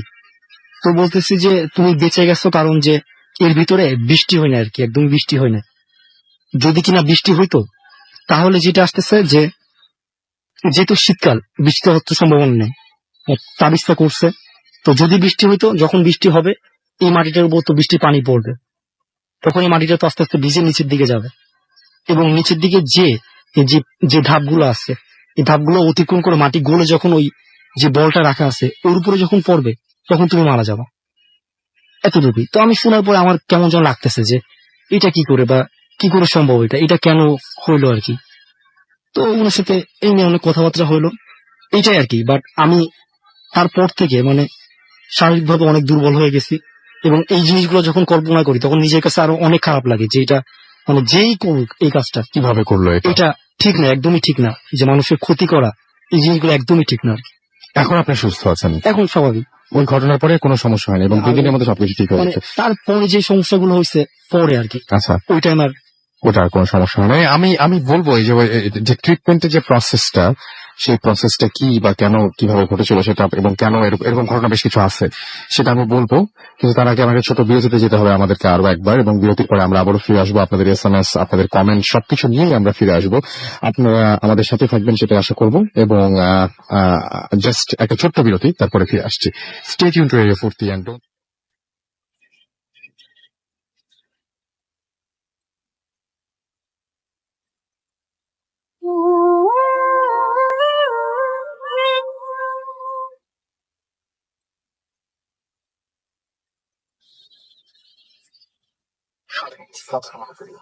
সময় রাতে তার সাথে মাসুম এবং আজকে সবাইকে স্বাগত জানাচ্ছি প্রোগ্রামে। এবং শুরুতে জানিয়ে যদি আমাদের SMS করতে চান তাহলে স্পেস দিয়ে দেখুন আপনার নাম, স্পেস দিয়ে আপনার মেসেজ পাঠিয়ে 9840 নাম্বারে। যদি আমাদের ইমেল করতে চান তাহলে আমাদের ইমেল অ্যাড্রেসটি হচ্ছে bhutfm@radio50.fm, which is bhwtfm@radioforti.fm। আপনার নাম, ঠিকানা এবং ফোন নাম্বার সহ আপনার জীবনে ঘটে যাওয়া সেরা ঘটনাটি পাঠিয়ে দিন আমাদের কাছে, অথবা আপনার যা সেরা ঘটনাটি পাঠিয়ে দিন আমাদের কাছে। আর যারা আমাদেরকে যারা দেশের বাইরে আছেন এবং আমাদের ঘটনা পাঠাতে চান তাদেরকে বলবো যে আপনার ঘটনাটি সরাসরি আমাদের কাছে। আর আমাদের ফেসবুকে যদি আপনি আমাদের সেই পোস্ট দেখতে চান এবং সেখানে যে আপনি কমেন্ট করতে চান বা আপনার যে মতামত সেটা যদি আপনি জানাতে চান, তাহলে সেখানে অবশ্যই জানাতে পারেন, এবং সেখানে অবশ্যই অন্যরাও কমেন্ট করছে, সেই কমেন্টগুলো আপনারা রিপ্লাই করতে পারেন, দেখতে পারেন কে কি কমেন্ট করছে, আপনিও আপনার কমেন্টে সেখানে জানতে পারেন। তো চলে যান www.facebook.com/radio50 এই অ্যাড্রেসে। আর রেডিও 50 স্পেলিং হচ্ছে RADIOFOORTI। আমরা চলে যাব পরবর্তী অতিথির কাছে তার ঘটনায়। তার আগে কিছু SMS আমাকে পড়তে হবে। আমি দেখতে পাচ্ছি যে আমাদেরকে জিনান পিলখানা থেকে লিখেছেন যে ভূত FM রক্স। আমাদেরকে রাজ লিখেছেন, আমাদেরকে SMS করেছেন। আমাদেরকে SMS কবির জিঞ্জিয়া থেকে লিখেছেন তোমাদের অনেক SMS করি। আমাদেরকে অর্পা লিখেছেন যে আমি মাহিম মঞ্চলি মৌসুমী সবাই স্টোরিগুলো শুনছি। নাইম চিটং থেকে লিখেছেন, তিনিও আমাদের সাথে রয়েছেন। আরমান আমাদের চিটং থেকে আমাদের সাথে রয়েছেন, এবং আমাদের সাথে রয়েছেন সোহাগ রামপুর থেকে, এবং এছাড়া আমাদের সাথে রয়েছেন ফাহিম নরসিংদী থেকে। এছাড়াও আমাদের সাথে রয়েছেন আশিক সিলেট থেকে, রিচি আমাদের সাথে রয়েছেন সারা, এছাড়াও নিশিতা কুড়িল থেকে আমাদের সাথে রয়েছেন। এছাড়া আমাদের সাথে রয়েছেন যাত্রাবাড়ি থেকে অমল, আমাদের সাথে রয়েছেন সুমি, এটা তার ফার্স্ট SMS এবং তিনি পড়তে অনুরোধ করেছেন। রোমা রাজশাহী থেকে আমাদের সাথে রয়েছেন। BMC থেকে সুজন আমাদের সাথে রয়েছেন, সেকেন্ড স্টোরিটার কথা তিনি বলেছেন। মাহি আমাদের সাথে SMS করেছেন আমাদের সাথে মিল্টন নরসিংদী দাসপাড়া থেকে, এবং তিনি বলছেন যে ব্যাকগ্রাউন্ড মিউজিকটা তিনি অনেক প্রশংসা করেছেন। আচ্ছা, আমাদের সাথে এছাড়াও খুলনা থেকে রয়েছেন আনোয়ার এবং তার ওয়াইফ আফরিন। আমাদের সাথে রয়েছেন পুষ্পা জিঞ্জিরা থেকে। এছাড়াও আমাদের সাথে আছেন এই মুহূর্তে MD রাজশাহী থেকে। আরো অনেকে আমাদের সাথে রয়েছেন। আমি একটু আগে যে ঘটনা শুনছিলাম, আমি বলছিলাম যে সেই ঘটনাটা একটা ট্রিটমেন্ট দিয়েছিল, যে বাসা থেকে তার ভাইকে ডেকে নিয়ে গিয়েছিল এবং তারা একসঙ্গে নামাজ পড়েছেন, একসঙ্গে খাওয়া দাওয়া করেছেন। আমার ঘটনাটা এরকম কিছু না। আমি একটা সময় বেশ ভয় পেতাম, এরকম আমার সবসময় একা ঘুমোতে বা বিভিন্ন সময় সমস্যা হতো। তো আমার একটা বন্ধুর মাধ্যমে আমি একজনের সাথে গিয়ে দেখা করেছিলাম। এই ঘটনাটা খুব অদ্ভুত ভাবে মিলে গেল, এবং তিনিও আমাকে এইটাই বলেছিলেন। কোনো ট্রিটমেন্ট করেননি বা কোনো কিছুই করেননি, জাস্ট ভয়টা আমার দূর হয়ে গিয়েছিল। কিন্তু তিনি একটা অদ্ভুত কাজ করেছিলেন, শুধুমাত্র বলেছিলেন, দুপুরবেলায় গিয়েছিলাম আমি, বলেছিলেন যে আপনি আজকে লাঞ্চটা আমার সাথে করেন। এবং তিনিও খুব সাধারণ একজন মানুষ, পড়াশোনা করছেন, কিছুদিন পর দেশের বাইরে চলে যাবেন, একদম নর্মাল একজন মানুষ। সেই মানুষটাই তিনিও আমাকে ওরকম দুপুরে খাওয়ার অফার দিয়েছেন এবং খাবারের পরিমাণ ছিল খুব অল্প। আমি বলেছিলাম যে আপনার নিজের জন্য রান্না ভাবে খাবো। উনি বলেন শুরু করেন, হয়ে যাবে, এবং খাওয়ার শেষেও খাবার বেঁচে ছিল, জাস্ট কয়েক টুকরা মাংস সেটাও বেঁচে গিয়েছিল। খুব অদ্ভুত ব্যাপার যে আমি যে খাবার আগে মোটামুটি যেরকম দেখেছিলাম তার চেয়ে একটু কমেছে, বাট সবার খাওয়া হয়ে গিয়েছে। এবং তিনি বলছেন কি বলেছিলাম তো যে খাবারটা হবে সবাই, এবং তাই হয়েছিল। এবং তিনি এটাও একটা মানে রিচুয়াল বলেন বা একটা মানে প্রসেস বলেন, যাই বলেন না কেন, এটা একটা রুল বলেন, এটা একটা রুল যে হ্যাঁ একসঙ্গে খেতে হবে। আমি জানি না যে এটা কেন বা কিভাবে হয়, but এটা আমার ক্ষেত্রে আমি এই জিনিসটা এক্সপেরিয়েন্স করেছিলাম। যাই সেটা অন্য প্রসঙ্গ, বাট আজকে অনেকদিন পরে এই ঘটনা শুনে মনে হচ্ছে হ্যাঁ কোথায় যেন এই ঘটনার সাথে ওই ঘটনাটারও হালকা মিল রয়েছে। আমরা চলে যাচ্ছি আমাদের পরবর্তী অতিথির কাছে। ফেসবুকের কমেন্টগুলো একটু পরে পড়ছি। আপাতত আমাদের যে নেক্সট যে গেস্ট রয়েছেন তার সাথে পরিচয় করে দিই। আপনার নামটা প্লিজ একটু বলবেন। ধন্যবাদ রাসেল ভাই। আমার নাম মোহাম্মদ হুমায়ুন কবির আকাশ। আমি এসেছি শেরেবাংলা কৃষি বিশ্ববিদ্যালয় থেকে। ওকে, আমরা শুনি আপনার ঘটনা। আজকে আমি যে ঘটনাটা শেয়ার করব, এই ঘটনাটি আমার একজনের কাছ থেকে কালেক্ট করা। তো মেইনলি ঘটনাটা হচ্ছে বাগেরহাট জেলার মোল্লারহাট থানার। তো আমি যেভাবে ওনার কাছ থেকে শুনেছি সেভাবে শেয়ার করছি। মেইনলি দেখা যাচ্ছে যে গ্রামের ঘটনা। তো প্রায় আজ থেকে 2 থেকে 3 বছর আগের ঘটনা। তো গ্রামের দেখা যায় যে বাড়িগুলো প্রায় কাছাকাছি থাকে খুব। তো সেরকমই একটা বাড়িতে একটা বেবি জন্ম নেয়। জন্ম নেওয়ার পরে দেখা যাচ্ছে যে সে ছোটবেলা থেকেই তার দেখা যাচ্ছে কিছু কিছু সমস্যা থেকে যায় যেগুলো অ্যাবনর্মালিটি শো করে। যেমন দেখা যাচ্ছে যে হঠাৎ ভর দুপুর বেলায় শিশুটা শুধু শুধু অনেক জোরে চিৎকার করে কান্না করছে, অথবা দেখা যায় যে সে আত্মীয় স্বজনে কারো কোলে যাচ্ছে না, বা দেখা যাচ্ছে হঠাৎ সে আকাশের দিকে বা অন্য কোনো দিকে হয়তো সে দেখা যাচ্ছে তাকিয়ে আছে, কিংবা দেখা যাচ্ছে যে হাত নাড়ছে। তো এই ব্যাপারগুলো ছোটবেলা থেকেই খুব মানে সবাই ওর যে বাবা মা ছিল তাদেরকে বেশ নাড়া দিত। এবং সবচেয়ে একটা ব্যাপার হচ্ছে যে প্রায় রাত্রেবেলা উঠেই সে কোনো কারণ ছাড়াই কান্নাকাটি শুরু করতো। তো তারপরে ওনার ওই যে বেবিটার আব্বু আম্মুর কাছে আব্বু আম্মু চিন্তা করলো যে এভাবে কেন করতেছে, তো এটা একটা সমাধানে আসা জরুরি। তো তারা গ্রামের সাধারণত হুজুর বা কবিরাজ যারা থাকেন, তো উনি তার কাছে তাকে আর প্রথম দিকে নিয়ে গেলেন। নিয়ে যাওয়ার পরে তো উনি উনি যে রিচুয়াল বা কিছু যে ট্রিটমেন্ট গুলো থাকে ধর্মীয় যেগুলো, সেগুলো কিছু দিলেন, কিছু তাবিজ দিলেন এবং হাতে আংটি দিলেন, এবং বললেন যে এইভাবে এভাবে কিছু নিয়ম বলে দিলেন যে যাতে করে এগুলো পালন করে তাহলে এই সমস্যাগুলো হবে না। তো তারপরে বাসা যখন নিয়ে আসে শিশুটাকে, তখন দেখে যে না, মোটামুটি আগের যেই ঘটনাগুলো ঘটতো সেগুলো কিছু কমে গেছে। তো নর্মাল ব্যাপার, সবাই মোটামুটি খুশি। তো এভাবেই চলতেছে। তারপর দেখা গেল যে কিছুদিন পর যখন শিশুটা একটু বড় হয়েছে, তো এভাবে চলতে সবসময় তার গলায় তাবিজ থাকতো এবং মাজায় একটা বলে যে মাদুলি কালো রঙের সেটা থাকতো, হাতে আংটি থাকতো। তো এভাবেই চলতেছিল। তো হঠাৎ করেই সবকিছু ঠিকঠাক ছিল। হঠাৎ করে একদিন শিশুটা মানে লাপাত্তা মানে হারায় গেল আর কি। তো হারায় যাওয়ার পর কোথাও খুঁজে পাচ্ছে না, এবং এটা নিয়ে বেশ শোরগোল শুরু হয়। কারণ গ্রামের সাধারণত এক বাসায় কোনো কিছু ঘটলে দেখা যায় যে পুরা 7-8 বাড়ি জেনে যায়। তো তারপর দেখা গেল যে প্রায় সব গ্রাম মিলে তাকে খোঁজাখুঁজি করা হচ্ছে, কিন্তু অনেকক্ষণ যাবত কোথাও তাকে পাওয়া যাচ্ছে না। তো গ্রামের মানুষ বেশ নার্ভাস হয়ে গেল এবং তারা কান্নাকাটি শুরু করলো। তারা কোথাও খুঁজে পাচ্ছে না।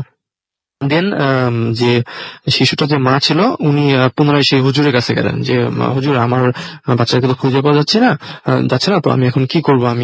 আপনি যেভাবে হোক, আমার একটাই মাত্র ছেলে, আমাকে একটু প্লিজ একটু হেল্প করেন আর কি।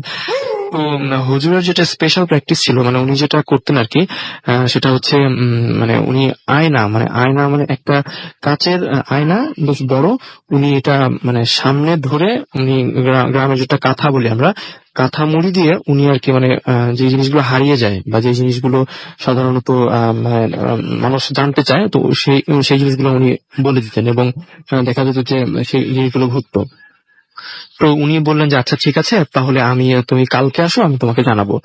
তো বললেন আচ্ছা ঠিক আছে। তো পরের দিন ওই ছেলেটার বাবা মা এবং গ্রামের 2-3 জন লোক মিলে হুজুরের বাসায় গেলেন। তো হুজুরের বাসায় যাওয়ার পরে বললেন যে হুজুর আসলে কি ব্যাপারটা হয়েছে, আপনি আজকে আসতে বলছিলেন।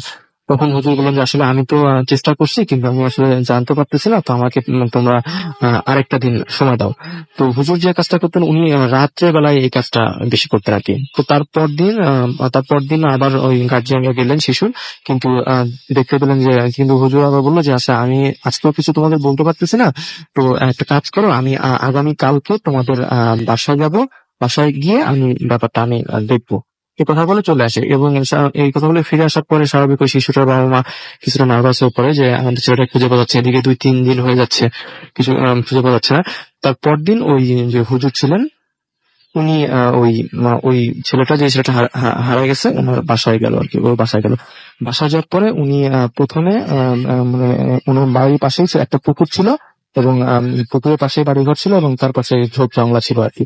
তো উনি প্রথমে ওই পুকুরের পাড়ে গিয়ে সবাইকে বললেন একটু দূরে সরে যেতে। তারপরে উনি কাঠামোড়ি দিয়ে উনি চেষ্টা করলেন কিছুক্ষণ যাবত আয়নায় কিছু দেখা যায় কিনা, বাট কিছুক্ষণ যাবত উনি অনেক চেষ্টা করার পরে কোনো সাউন্ড বা অন্য কোনো কিছু বলতে পারলেন না আবারও। তখন উনি কিছুটা মানে বিক্ষিপ্ত এবং মানে রাগান্বিত হলেন এবং তারপর উনি পুনরায় এবার উনি বললেন যে আমি আরেকটু চেষ্টা করে দেখি ভালো করে। তারপর উনি এবার কাঁথা ছাড়া উনি চেষ্টা করলেন আর কি। তারপর উনি বললেন যে আমি যেটা বলবো তোমরা আয়না দেখে দেখে যেটা বলবো তোমরা সেটা করার চেষ্টা করবে।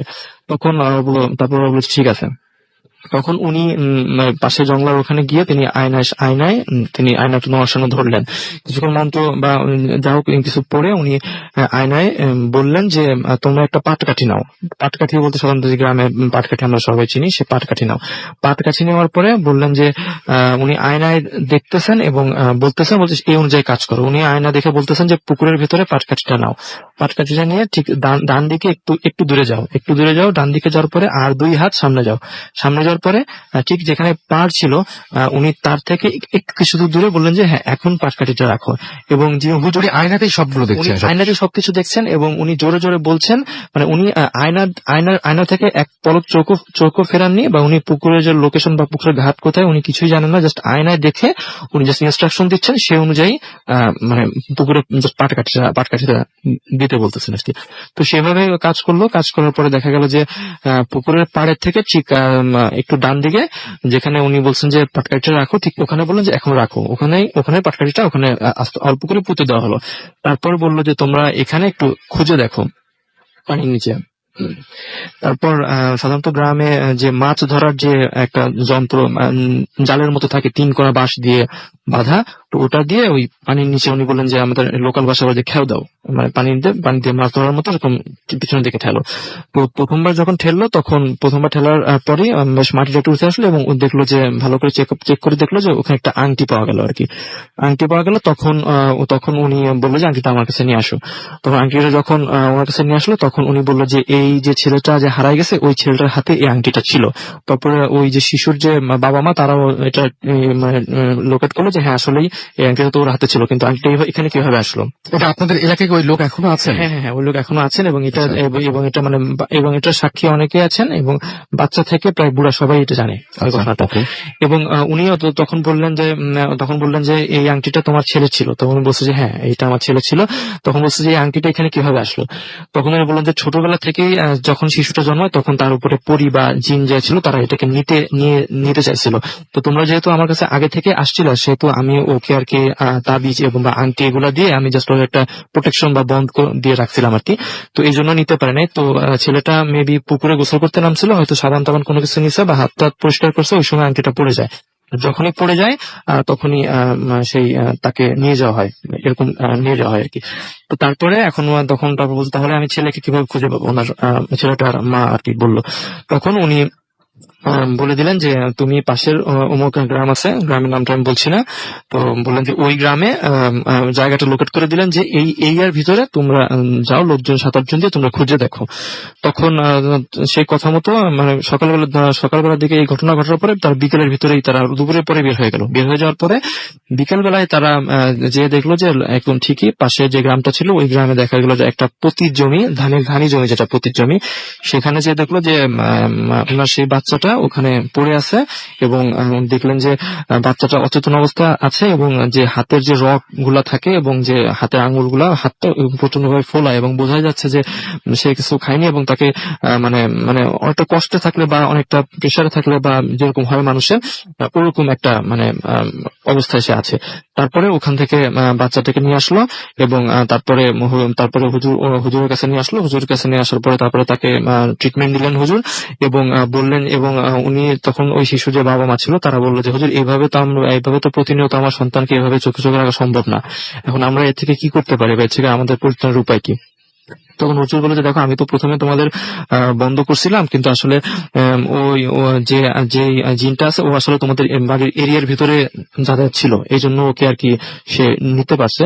তো এবার উনি এক কাজ করলেন যে উনি যে পুরো বাড়িটা ছিল সাধারণত গ্রামে টিনের চালা থাকে, দোচালা ঘর, তো উনি করলেন কি দুইটা সুতা দিয়ে দুই সাইডে সোয়া বা অন্য কিছু পরে উনি দুই সাইডে দুই দোচালা ঘরের দুই কোনায় দুইটা রশি দিয়ে বেঁধে উনি একটা বন্ধুর মতো কিছু করলেন এবং বললেন যে যে আংটিটা ছিল ওই আংটিটা আমাকে আবার পরাই দিল এবং তাবিজ আগে ছিল এবং যে বাড়িটা বন্ধ করে দিল এবং এরপরে বললো যে এই বন্ধ যেন কখনো খোলা না হয় এবং মানে আংটিটা থাকার কারণে ওকে আর নিতে পারবে না এবং আর যে বন্ধ করে দিচ্ছে তার জন্য জিনরা এই বাড়িতে আর আসতেও পারবে না। মোটামুটি এরকম একটা প্রোটেকশনের ব্যবস্থা করে দিল। এরপরে যতদূর শুনছি ওনার কাছে যে এখন পর্যন্ত আর সেরকম কোনো ওরকম ঘটনা এখন পর্যন্ত ঘটেনি। আপনাকে অনেক ধন্যবাদ আপনার ঘটনার জন্য। আপনারা সবাই আরেকবার জানাই দিই, আপনারা শুনছেন সবসময় রেডিও ফুর্তি, বাংলাদেশের সর্ববৃহৎ রেডিও নেটওয়ার্ক। চলছে ভূত এফএম, আমি রাসেল আছি, সাথে আমার সাথে রয়েছে মাসুম এবং আজকের অতিথিরা। একের পর একটা ঘটনা শুনছি, আমি দেখতে পাচ্ছি ফেসবুকে আপনারা অনেক কমেন্ট পাঠাচ্ছেন।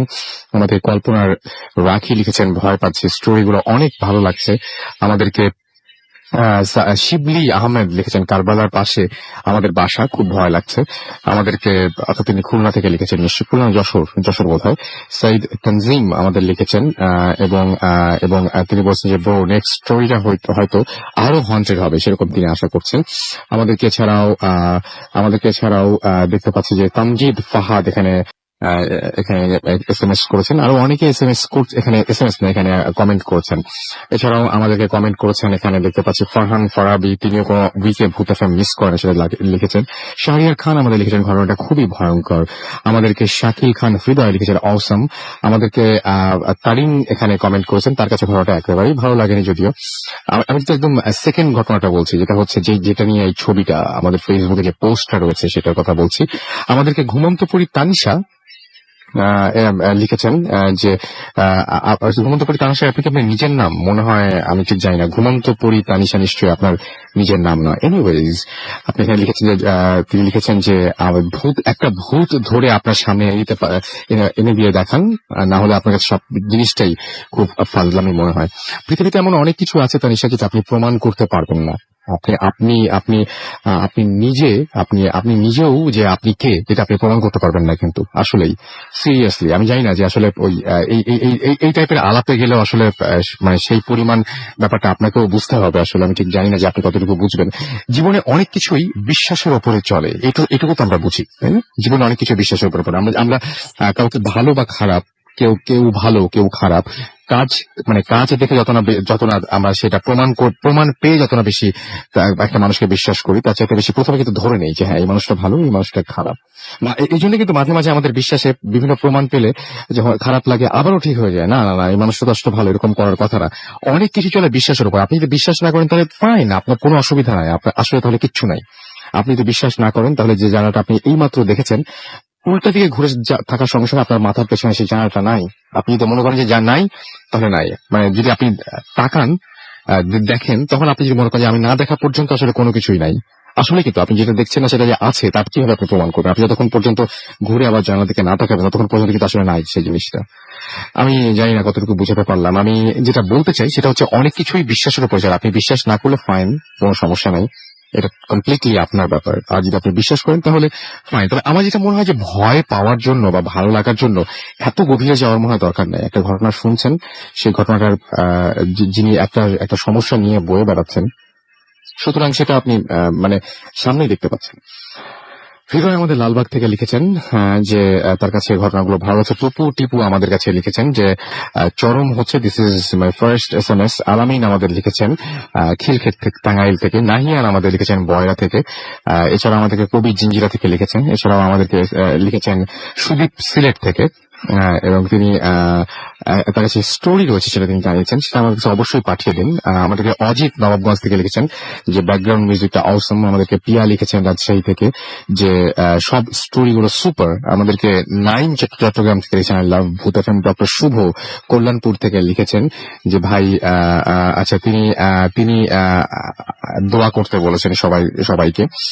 আমাদেরকে রবি আমরা 3 জন লিখেছেন যে মাহাদি, সেলিম সহ আরো অনেকে তারা শুনছেন আমাদের সাথে। নাদিম আমাদের সাথে রয়েছেন, মুরাদ আমাদের সাথে রয়েছেন, আচ্ছা যে দোয়া করতে বলছেন প্যালেস্টাইনের জন্য উনি দোয়া করতে বলেছিলেন সবাইকে। SR সৈকত বরিশাল থেকে আমাদের SMS করেছেন। নিশাত আমাদের SMS করেছেন এবং তিনি আমাদের সাথে রয়েছেন এই মুহূর্তে লন্ডন থেকে। আমি জানি না কার মাধ্যমে SMS-টি পাঠিয়েছেন তিনি। আমাদেরকে প্রমি SMS করেছেন। এছাড়াও আরিফ আমাদের SMS করেছেন সবুজ তারাস থেকে। আমাদেরকে দেখতে পাচ্ছি বৈশাখী SMS করেছেন। সাব্বির আমাদের SMS করেছেন, লিখেছেন আই লাভ ভূত FM। প্রিয়া লিখেছেন সিলেট থেকে, স্টোরিগুলো অসম। আমাদেরকে আবরার লিখেছেন আই লাভ ভূত FM, তিনি হাজারিবাগ থেকে লিখেছেন। এছাড়া আমাদেরকে সৈয়দ নারায়ণগঞ্জ থেকে লিখেছেন যে লাস্ট স্টোরিটা অসম ছিল। আমাদেরকে এছাড়াও লিখেছেন আনিস। এছাড়াও এখানে দেখতে পাচ্ছি MD পলাশ রানা SMS করেছেন আমাদেরকে আরো অনেকেই। আমি পরবর্তী ঘটনায় যাব এবং এর মাঝখানে আরো একবার জানিয়ে যদি আপনারা আমাদের SMS করতে চান তাহলে মোবাইলের মেসেজ অপশনে গিয়ে টাইপ করুন FORTI স্পেস দিয়ে লিখুন আপনার নাম, স্পেস দিয়ে আপনার মেসেজ পাঠিয়ে দিন 940 নাম্বারে। যদি আমাদের ইমেল করতে চান তাহলে আমাদের ইমেল অ্যাড্রেসটি হচ্ছে bhutfm@radio50.fm which is BHWTFM@radioFORTI.fm। আপনার নাম, ঠিকানা এবং ফোন নাম্বার সহ আপনার জীবনে ঘটে যাওয়া সেরা ঘটনাগুলো পাঠিয়ে দিন আমাদের কাছে। আমরা এবার চলে যাব পরবর্তী ঘটনায়। আপনার নামটা একটু প্লিজ বলবেন, কি নাম এবং কোথা থেকে আপনি এসেছেন? আমার নাম মুনির, আমি এসেছি ময়মনসিংহ জেলার মুক্তাবাদ থানার চেচুয়াবাজার থেকে। আমি যে ঘটনাটি শেয়ার করব সেটি হলো টাঙ্গাইলের মধ্যপুরের একটা প্রত্যন্ত অঞ্চলে ঘটে যাওয়া। ঘটনাটি ঘটেছিল 2005 সনে।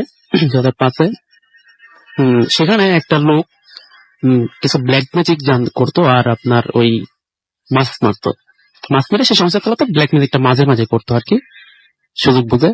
তো একদিন সে মাছ মারতে গিয়ে মানে বাড়ির পাশে একটা খাল আছে, খালে মাছ মারতেছে।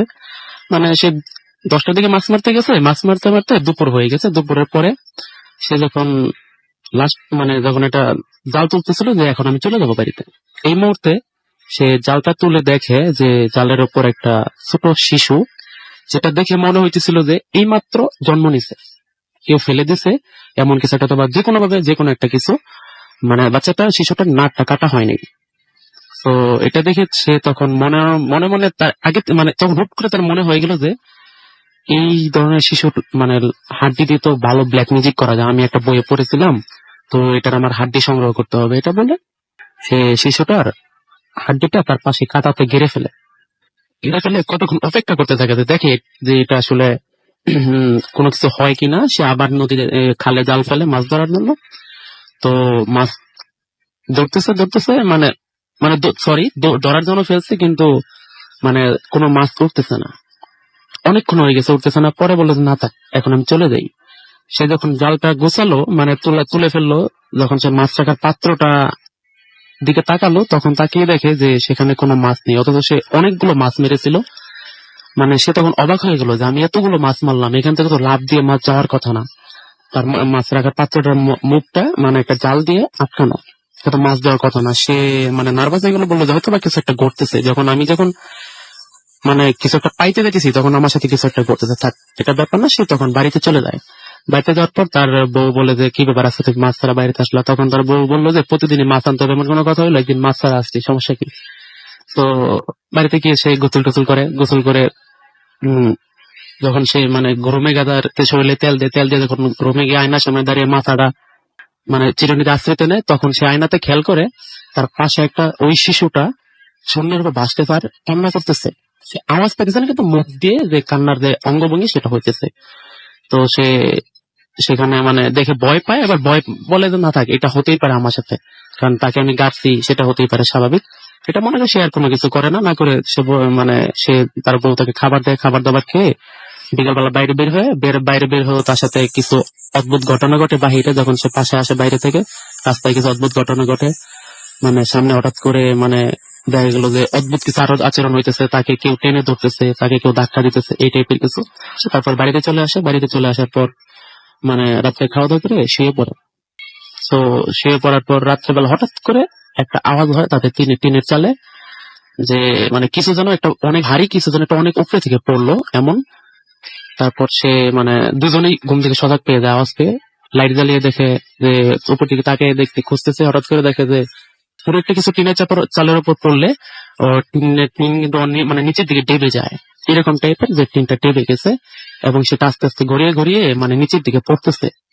তো তারা দেখে ভয় পায় যায় এবং দেখে যে একটু পরে দেখে যে মানে কত গড়ায় পড়ার পর মাটিতে পড়ে, টুক করে আওয়াজ হয়ে যাওয়ার পর মানে অনেক কান্না করতেছে, তারা দুজনেই শুনতে পায়। তার ওয়াইফ অনেক ভয় পেয়ে যায়, তার ওয়াইফ তার হাজবেন্ডকে বলে যে এগুলো কি, এটা কেন, মানে তুমি তো অনেক কিছু জানো, এরকম কান্না করতেছে কেন, এরকম কি একটা, এটা কি, মানে কি কান্না করতেছে। পরে তার স্বামী বলে যে এখন কিছু বলবো না, সকালবেলা বলবো না, এটা আমার একটু ভাবতে হবে, বই পড়ে দেখতে হবে। তো সকালবেলা যখন সে উঠলো, ওঠার পর তার ওয়াইফ জিজ্ঞাসা করলো যে ব্যাপারটা কি, তখন সে বললো যে না ওটা কিছু না, ওটা আমি তো অনেক কিছু জানি, এই জন্য আমার উপরে সে কিছু একটা লাগছে, কিছু একটা অদ্ভুত টাইপের কিছু লাগছে, আমাকে ভয় দেখানোর জন্য এই জন্য কিছু একটা কিছু। সে তখনও ব্যাপারটা বলে না তার ওয়াইফকে যে এরকম কিছু করছিল। তো তারপর মানে তারপরের দিনও মানে দিনের বেলা যখন সে গোসল করতে যায়, তার শরীরটা, ওই কবিরাজের শরীরটা একটা তাবিজ দিয়ে বাঁধা, মানে বন্ধ করা ছিল, যেন সেটা না হয়, যেন তাকে কোনো ক্ষতি করতে না পারে এই জন্য। তো মানে সকালবেলা যখন গোসল করতে যায়, মানে সকালবেলা যখন দুপুরবেলা গোসল করতে যায়, তখন তার হাতে তাবিজটা ছিল। গোসল করে আসার পর দেখে, মানে তার ওয়াইফ বলতেছে কি ব্যাপার, তোমার হাতে না তাবিজ ছিল, তাবিজ কোথায়? তখন বললো, তাকে দেখে হ্যাঁ তাবিজ নিয়ে, পরে বললো যে কোথায় গেল, সেটা কোথায় গেল সেটার রহস্যটা বের হয়নি। হ্যাঁ, তারপর সে মানে বললো যে আজব ব্যাপার, এটা কি হলো। তারপর সে রাত মানে এরকম খাইতে গেছে, খাওয়ার পর মানে দুপুরবেলা খাওয়া দাওয়া করছে, খাওয়া দাওয়া করে বাইরে বাজারে গেছে, বাজার থেকে তার আসতে একটু দেরি হয়ে গেছে। আসার পথে তখন সেই করতেছে, মানে যখন আসতেছিল তখন তার পায়ের মধ্যে মানে দুই হাত দিয়ে কে যেন ধরে ফেলছে রাত্রেবেলা। সে সেটা দেখে ভয় পেয়ে গেছে, কি ব্যাপার, তাকে দেখে যে ওই বাচ্চাটা তাকে ধরে ফেলছে, আসতে দিতেছে না। সে তখন মন্ত্র পড়া শুরু করে, কিন্তু কোনো কাজ হইতেছিল না। তারপর অনেক মানে পারাপারি করে কোন রকমে সে বাড়িতে আসে। আসার পর বাড়িতে আসার পরে তো সেদিন রাত্রেবেলা একটা ঘটনা ঘটে, সেটা হ্যাঁ, সে বাড়িতে আসে, আসার পর রাত্রেবেলা বাসায় শুয়ে, মানে রাত্রেবেলা বউ ওয়াইফকে তখনও কিছু বলে না, না বলার পর যখন রাত্রেবেলা আবার সেই অদ্ভুত টাইপের ঘটনা ঘটতে থাকে, রুমের ভিতরে কেউ হাঁটাহাঁটি করতেছে, সেগুলো তো আগেও হয়েছে, সকালে কান্নাকাটি করতেছে, ব্লাডের ছাপ দেখা যায়। তারপরে সে তার বউ তাকে বলে যে মেন ঘটনাগুলো কি তুমি আমাকে এখন খুলে বলো, আমি কিন্তু ভয়ে বাঁচতেছি না। তখন সে সব পুরো ঘটনাটা খুলে বলে যে এরকম এক ঘটনা। হ্যাঁ, সেটা তো সবাই জানে। তারপরে তারপরে সে ওই বলার পর বললো যে তুমি এটা কেন করছো, তুমি ওই শিশুটাকে সকালবেলা দিয়ে তুলে ফেলবা, পানিতে ফালাই দিবা, যেখান থেকে চলে সেখানে, কারণ এটা আমাদের বড় কিছু করতে পারে। তো তারপর মানে রাত্রেবেলা যখন ঘুমায়, সকাল মানে মাঝরাতে হঠাৎ করে ওয়াইফের সজাগ পেয়ে বাইরে যাবে, সজাগ পেয়ে দেখে পুরুষটা ঘরে নেই। সে অদ্ভুত হয়ে যায়, কি ব্যাপার, গেল কোথায়। অনেক ঘরে সে একা ঘর থেকে বের হইতে ভয় পাইতেছিল, বের হয় না পেয়ে ঘরেই থাকে। সকালবেলা যখন বের হয়ে অনেক খোঁজাখুঁজি করে পায় না, লোকজন জানাজানি হয়, পরে লোকজনে একজন লোকে খবর দিয়ে দেয় যে তাকে পাশে গিয়ে মরে পড়ে আছে, যেখানে বাচ্চাটাকে গাড়া হয়েছিল তার পাশে। সে তখন দৌড়ে যায়, গিয়ে দেখে হ্যাঁ সেখানে মরে আসে, মানে উপরে পড়ে আছে। তারপর ওই জায়গা থেকে তাকে ধরে দাপন করা হয়। দাপন করার পর সেই দিন রাত্রেবেলা ওই মহিলা যখন ঘরে থাকে, ঘরের ভিতরে আরো অদ্ভুত টাইপের কিছু আচরণ করতে থাকে, সেম যেগুলো ঘটতেছিল আগে ওগুলোই। পরে সে রাত্রেবেলা অনেক কষ্ট করে থাকে। তারপরের দিন রাত্রেবেলা থাকার জন্য তার পাশের এক আত্মীয় বাড়িতে যায়। যাওয়ার পর সেই বাড়িতে যখন সে গেছে, তখন মানে সেই বাড়িতেও ওই একই রকম আচরণ শুরু হয়, এবং মানে সেটা শুধু সেই বাড়িতে সীমাবদ্ধ থাকে না, সেটা আশেপাশের সব বাড়িতে ছড়িয়ে পড়ে।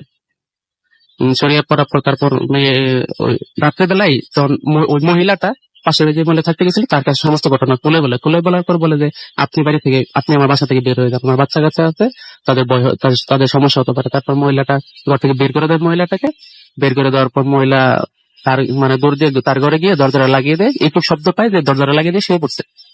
তারপর মানে সকালবেলা হয়েছে, মানে লোকজনকে খবর দিয়ে সব ঘটনা বলে যে এরকম ঘটনা ঘটছিল। এখন সে তো মহিলা তো ঘরের দরজা খুলতেছে না, একটা আসেন তো আমরা দেখি। পরে অনেকক্ষণ ঘরের দরজায় শব্দ করে, কিন্তু ঘরের দরজাটা সে খুলে না। না খোলার পর তারপর পাশ দিয়ে ঘরটা ছিল ওয়াল ভেঙে ঘরের ভিতরে যখন ঢুকে দেখে মহিলা ঘরে নেই, ঘরের দরজা ভিতর থেকে লাগানো। তারপর অনেক খোঁজাখুঁজি করার পর যখন পায় না, তখন উপর দিকে তাকিয়ে দেখে সিলিং এর উপর একটা বিড়াল বাসা, মানে বাঁশের উপর বিড়ালটা, মানে বিড়ালের চোখ দিয়ে অনবরত পানি পড়তেছিল আর মানে বোঝা যাচ্ছিল বিড়ালটা অনেক কান্না করতেছে।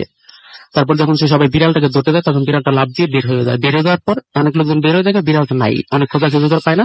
যখন সবাই ঘর থেকে বের হয়ে যায়, তখনই ঘরটা একটা ঘরের ভিতরে একটা আগুন ধরে যায়। আগুন ধরার পর আর মানে সেখানে আর কোনো কিছুই অস্তিত্ব থাকে না, সবকিছু মিশে যায়, মানে ইট গুলো পর্যন্ত সেখানে মিশে যায়।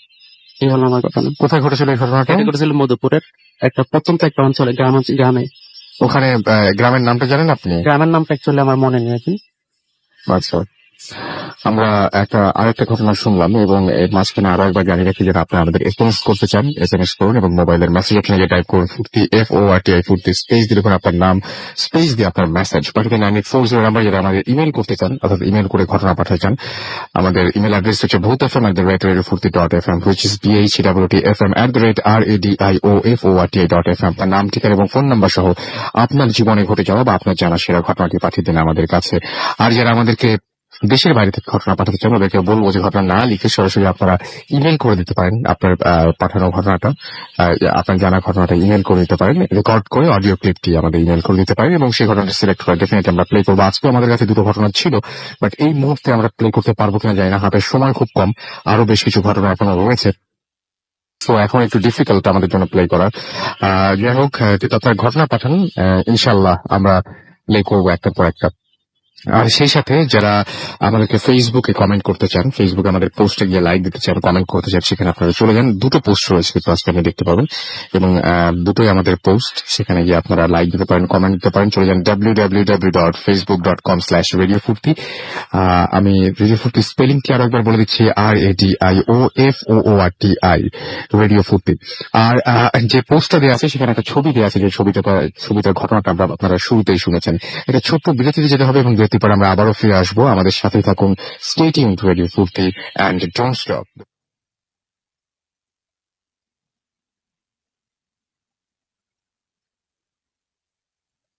নমস্কার রাসেল ভাইয়া, আমি ইন্ডিয়া থেকে বলছি, ইন্ডিয়ার কলকাতা থেকে বনশ্রী পাল বলছি। আপনাদের ভূত ফিল্মের আমি অনেক বড় ফ্যান। আমি ডিরেক্ট অন এয়ার যেটা হয় সেটা তো আমি শুনতে পারি না, কিন্তু প্রত্যেকটা এপিসোড আমি ডাউনলোড করে করে শুনি। আমার জীবনে বলবো না, আমার বাবার জীবনে কয়েক বছরের অদ্ভুত ঘটনা ঘটে। অ্যাকচুয়ালি আমার বাবা বাংলাদেশেই থাকতেন, তো উনি অনেক বছর আগে ইন্ডিয়া চলে আসেন। ইন্ডিয়া আসার পর আমার জীবনে অনেক কিছু ঘটনা ঘটে, কিন্তু তার মধ্যে দিয়ে আমি আজকে যে ঘটনা আপনাদের সাথে শেয়ার করছি, সেই ঘটনাটা হচ্ছে সবথেকে অদ্ভুত আমার কাছে। আমাদের শো এখন অনেক চেঞ্জ হয়ে গেছে, তো আমার মনে হলো যে এখনকার সেই জন্য এই ঘটনাটার অনেকটা স্মৃতি দেবে। যাই হোক, সরাসরি আমি আমার ঘটনা চলে যাচ্ছি। সম্ভবত সাল 2005-6 নাগাদ আমার বাবা, আমার মেসো, অর্থাৎ আমার মাসির হাজবেন্ড, আছে সেখানে ঘুরছিলেন। এখানে ঘুরতে গিয়ে এখানে একজনের বাড়িতে যাওয়ার ঠিক করেন। পৌঁছতে বিকেল হয়ে যায়, মেদিনীপুর পৌঁছতে ওনারা পৌঁছে একজন ভ্যানালাকে বলেন যে একটা জায়গার নাম বলে যে এই জায়গাটা কোন দিকে। ভ্যানালা বলে যে এখান দিয়ে অনেকটা হাঁটতে হবে, 5-6 কিলোমিটার হাঁটতে হবে বা গাড়ি নিয়ে সেখানে ওই জায়গাটায় নামতে হবে। তখন বাবার আবার যে ঠিক আছে তাহলে ভ্যানে চলো। তখন ভ্যান বলছি না, এখন সন্ধ্যা হয়ে গেছে, আমরা ওই রাস্তা দিয়ে যাবো না, ওই জায়গাটা যাওয়ার এই রাস্তা ছাড়া কোনো রাস্তা নেই, আর আমরা এই রাস্তা দিয়ে যাবো না, কারণ এখন সন্ধ্যা হয়ে গেছে। বাবা বলছে তো সন্ধ্যা হয়ে গেছে তো কি হয়েছে, চলুন আপনার যত টাকা লাগে আমি দেবো। তখন বলছে না, টাকার জন্য না, কিন্তু আমি যাবো না। বাবারা বলে, বাবা অন্য ভ্যানকে জিজ্ঞেস করে, 3-4 ভ্যানকে জিজ্ঞেস করে, কোনো ভ্যানে যেতে রাজি হয় না। শেষমেশ অনেক কষ্টে একটা ভ্যান পায়, তারা বলে যে আপনাদের আমি কিছুটা রাস্তা দিয়ে যেতে হবে, আমরা যেতে পারবো না। তখন বাবা বলছে ঠিক আছে, তুমি কিছুটা রাস্তায় গিয়ে তুমি দেখো তারা রাস্তা দেখিয়ে, বলছি ঠিক আছে। এবারে ওনারা ভ্যানে উঠে কিছুটা রাস্তা যাওয়ার পর ভ্যানালা বলে এর থেকে বেশি আমি যেতে পারবো না। তখন যাই হোক, বাবা বলে যে এখানে তাহলে কিভাবে যেতে হবে। বাবা আলাদের বলে যে আপনি সোজা হেঁটে যাবেন, দেখবেন দুধারে জঙ্গল, আপনি ওখানে পৌঁছে যাবেন। ঠিক আছে। এবার ওনারা হাঁটতে শুরু করেন, ওনাদের কাছে একটি টর্চ ছাড়া আর কিছু ছিল না। ভালো এরকম কিছু ছিল না। রাস্তাটা জায়গাটা অনেক গ্রামের ভিতরে, সেখানে কোনো আলোর ব্যবস্থা ছিল না। দু রাস্তা ঘুরে দুদিকে শুধু শ্মশান, কোনো জায়গায় জঙ্গল, কোনো জায়গায় বড় বড় গাছ, কোথাও কোনো লোকালয়ের কোনো চিহ্ন নেই, শুধু জঙ্গল আর জঙ্গল। তারপরে তারা হাঁটতে শুরু করেন, অনেকটা হাঁটেন, হেঁটেই যান, তাদের কথা শেষ হয় না, সেখানে আলো নেই। তাদের মনে ভয় লাগতেছিল, কারণ ওই সময়টা তারা ভ্যানালাকে যখন জিজ্ঞেস করেন, ভ্যানে বুঝেছিলেন, তখন ভ্যানালাকে জিজ্ঞেস করেন যে এই রাস্তা কেউ আটকে যাচ্ছে কেন। তখন ভ্যানালা বলে যে আসলে এই রাস্তায় অনেক ডাকাতি হয়, মানুষ খুন করে ফেলে রাখা হয়, তো এখানে অদ্ভুত অনেক ঘটনা ঘটে, তার উপর ডাকাতিও হয়, এরপর একটা অদ্ভুত ঘটনা ঘটে। এখানে অনেক তান্ত্রিকদের চোখে থাকে, তারা মানে নরবলি দেয়, শোনা যায়। সেজন্য রাতের পর ওখানে সন্ধ্যের পর ওখানে কেউ যেতে চায় না, আলো নিভে যাওয়া ব্যবস্থা নেই। তখন বাবারা মনে সাহস থেকে যাই হোক, কোনো কথা শোনার সত্ত্বে মনে সাহস থেকে হাঁটতে থাকে, কারণ ওনাদের বাড়িতে পৌঁছতেই হবে, নাহলে ওই দিন থাকার মতো এখানে আসতে না নি। ওনারা হাঁটতে থাকেন, আলোতে চিনি পান না।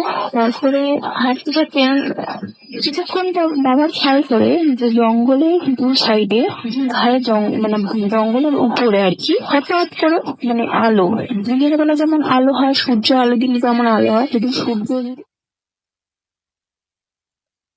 তেমন জঙ্গল, রাস্তার ধারে জঙ্গলে অদ্ভুত আলো। কোনো কোনো সুবিধা নেই, কারণ কোনো লাইট পোস্ট নেই, কোনো তখন রাত্রিবেলা তখন তো সূর্য থাকবে না, সেটা তখন কোথায় আলো সে বাবা দেখতে গিয়ে আলো দেখতে গেলে যে মাছটি মেয়েকে দেখায় যে দেখো ওইখানে আলো, আমার মেশিন নাম সুব্রত, আমার মেশোটা দেখাবে দেখো দুদিকে আলো। তো মেশাটা ছেড়ে দেখতে পায় না, মেশাটা কিছুক্ষণ পর মেশাটা খেয়াল করেন যে সত্যি দুদিকে রাস্তার আলোর পুরো ভর্তি। বাবাদের যেমন ভাবে হাঁটছে, বাবাদের থেকে আলো পেয়ে গেছে, পেছনে না সামনে না, ঠিক বাবাদের সঙ্গে দুধার ধরে আলোটা বাবাদের সঙ্গে এগোচ্ছে। এরকম ভাবে বাবা একটু ভয় পেয়ে যান, অল্প ভয় পেয়ে যান, কিন্তু বাবা খুব সাহসী মানুষ, কিন্তু ভয় পেয়ে গিয়ে উনি মনে মনে মন্ত্র জপ করতে থাকেন, ঠাকুরের নাম নিতে থাকেন। এরকম করতে করতে বাবা চলতে থাকেন। কিছুক্ষণ চলার পর দেখে দূরে অনেক আলো দেখা যাচ্ছে, মানে যে দূর থেকে কেউ যদি কোনো আলো নিয়ে দাঁড়িয়ে থাকে, সেটা আপনার থেকে বহু দূরে, সেই যেটুকুনি বিন্দু বিন্দু আলো দেখা যায়, তেমনি বিন্দু বিন্দু আলো দেখবে। বাবারা বুঝতে পারেন যে ওনারা লোকালয়ের কাছাকাছি চলে এসেছে। ওনারা যতই আলোর কাছে এগোন, মানে ওই লোকালয়ের কাছে, তখন যে আলোটা বাবাদের দুদিকে ছেয়েছিল জঙ্গলে, ওই আলোটা আস্তে আস্তে আস্তে আস্তে আস্তে কোথায় যেন অদ্ভুত ভাবে মানে মিশে যায়, ভ্যানিশ হয়ে যায়। বাবারা যখন গ্রামে মানে ওই লোকালয়ে পৌঁছায় বাজারে, তখন বাবারা যারা বাড়ি যাচ্ছিলেন তারা মানে আকাশ থেকে পড়ে, তারা একদম চমকে যায় যে কি করে এই রাস্তা দিয়ে আপনারা বেঁচে ফিরলেন, এই রাস্তা দিয়ে বেঁচে ফেরার কথা না, আপনি কি করে বেঁচে ফিরলেন, আপনার এই রাস্তা দিয়ে আপনার বেঁচে ফেরার কথা না, এই মানে এই রাস্তা দিয়ে কেউ সন্দেহ পাওয়া গেলে কেউ আর বেঁচে ফিরে না। তারা খুব মানে ভেঙে পড়েন কান্নায়, খুশিতে, যে না মানে একটা অদ্ভুত ব্যাপার, তারা এখন অব্দি উদ্ধার করতে পারেনি, বা আমরাও ব্যাপারটাকে এখন বুঝে উঠতে পারিনি। আলোটা কোথা দিয়ে এসেছিল, আলোটা কিসের ছিল, আর কেই বাবাকে এত হেল্প করলো, আমার বাবাকে এত সাহায্য করলো, আর বাবা কি করে বা জঙ্গলটা পার করলো জানি না। সবাই বলে যে আমার বাবা ঠাকুর ভক্ত হয়েছে, ঠাকুরের কাছে হেল্প করেছে, কিন্তু যে ডাক্তার কেন, এটা আজের জন্য কোনো উত্তর চাইনি। যাই হোক, আর উত্তর চাই না, জানতে চাই না, কারণ আমার বাবা ওখানে সুরক্ষিতভাবে ফিরে এসে এটাই আমার জন্য অনেক। যাই হোক, আমি আমার ঘটনা শেয়ার করলাম, আর আমি যদি পারি আমি আবার আপনাদের ঘটনা কথা।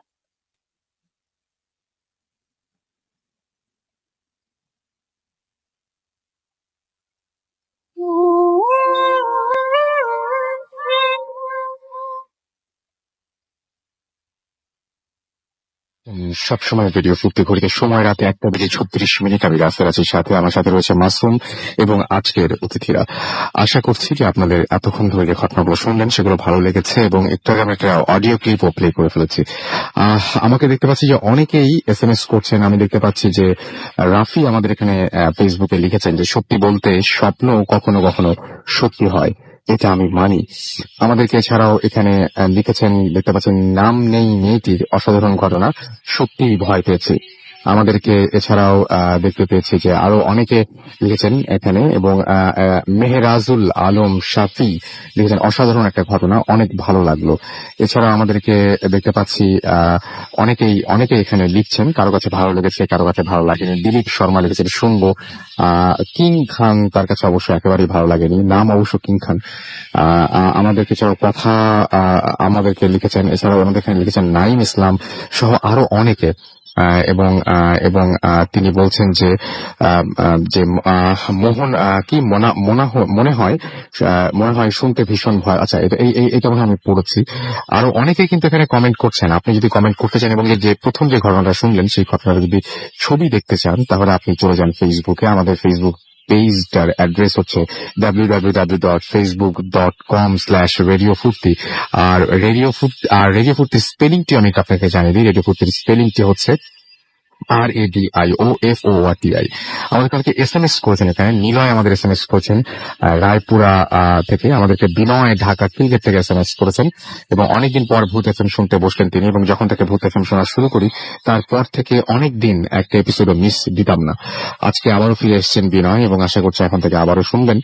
এমডি চাতক মানিকগঞ্জ থেকে লিখেছেন আমাদেরকে এছাড়াও তারেক লিখেছেন, এবং তিনি বলছেন যে তার আমি গত 2006 থেকে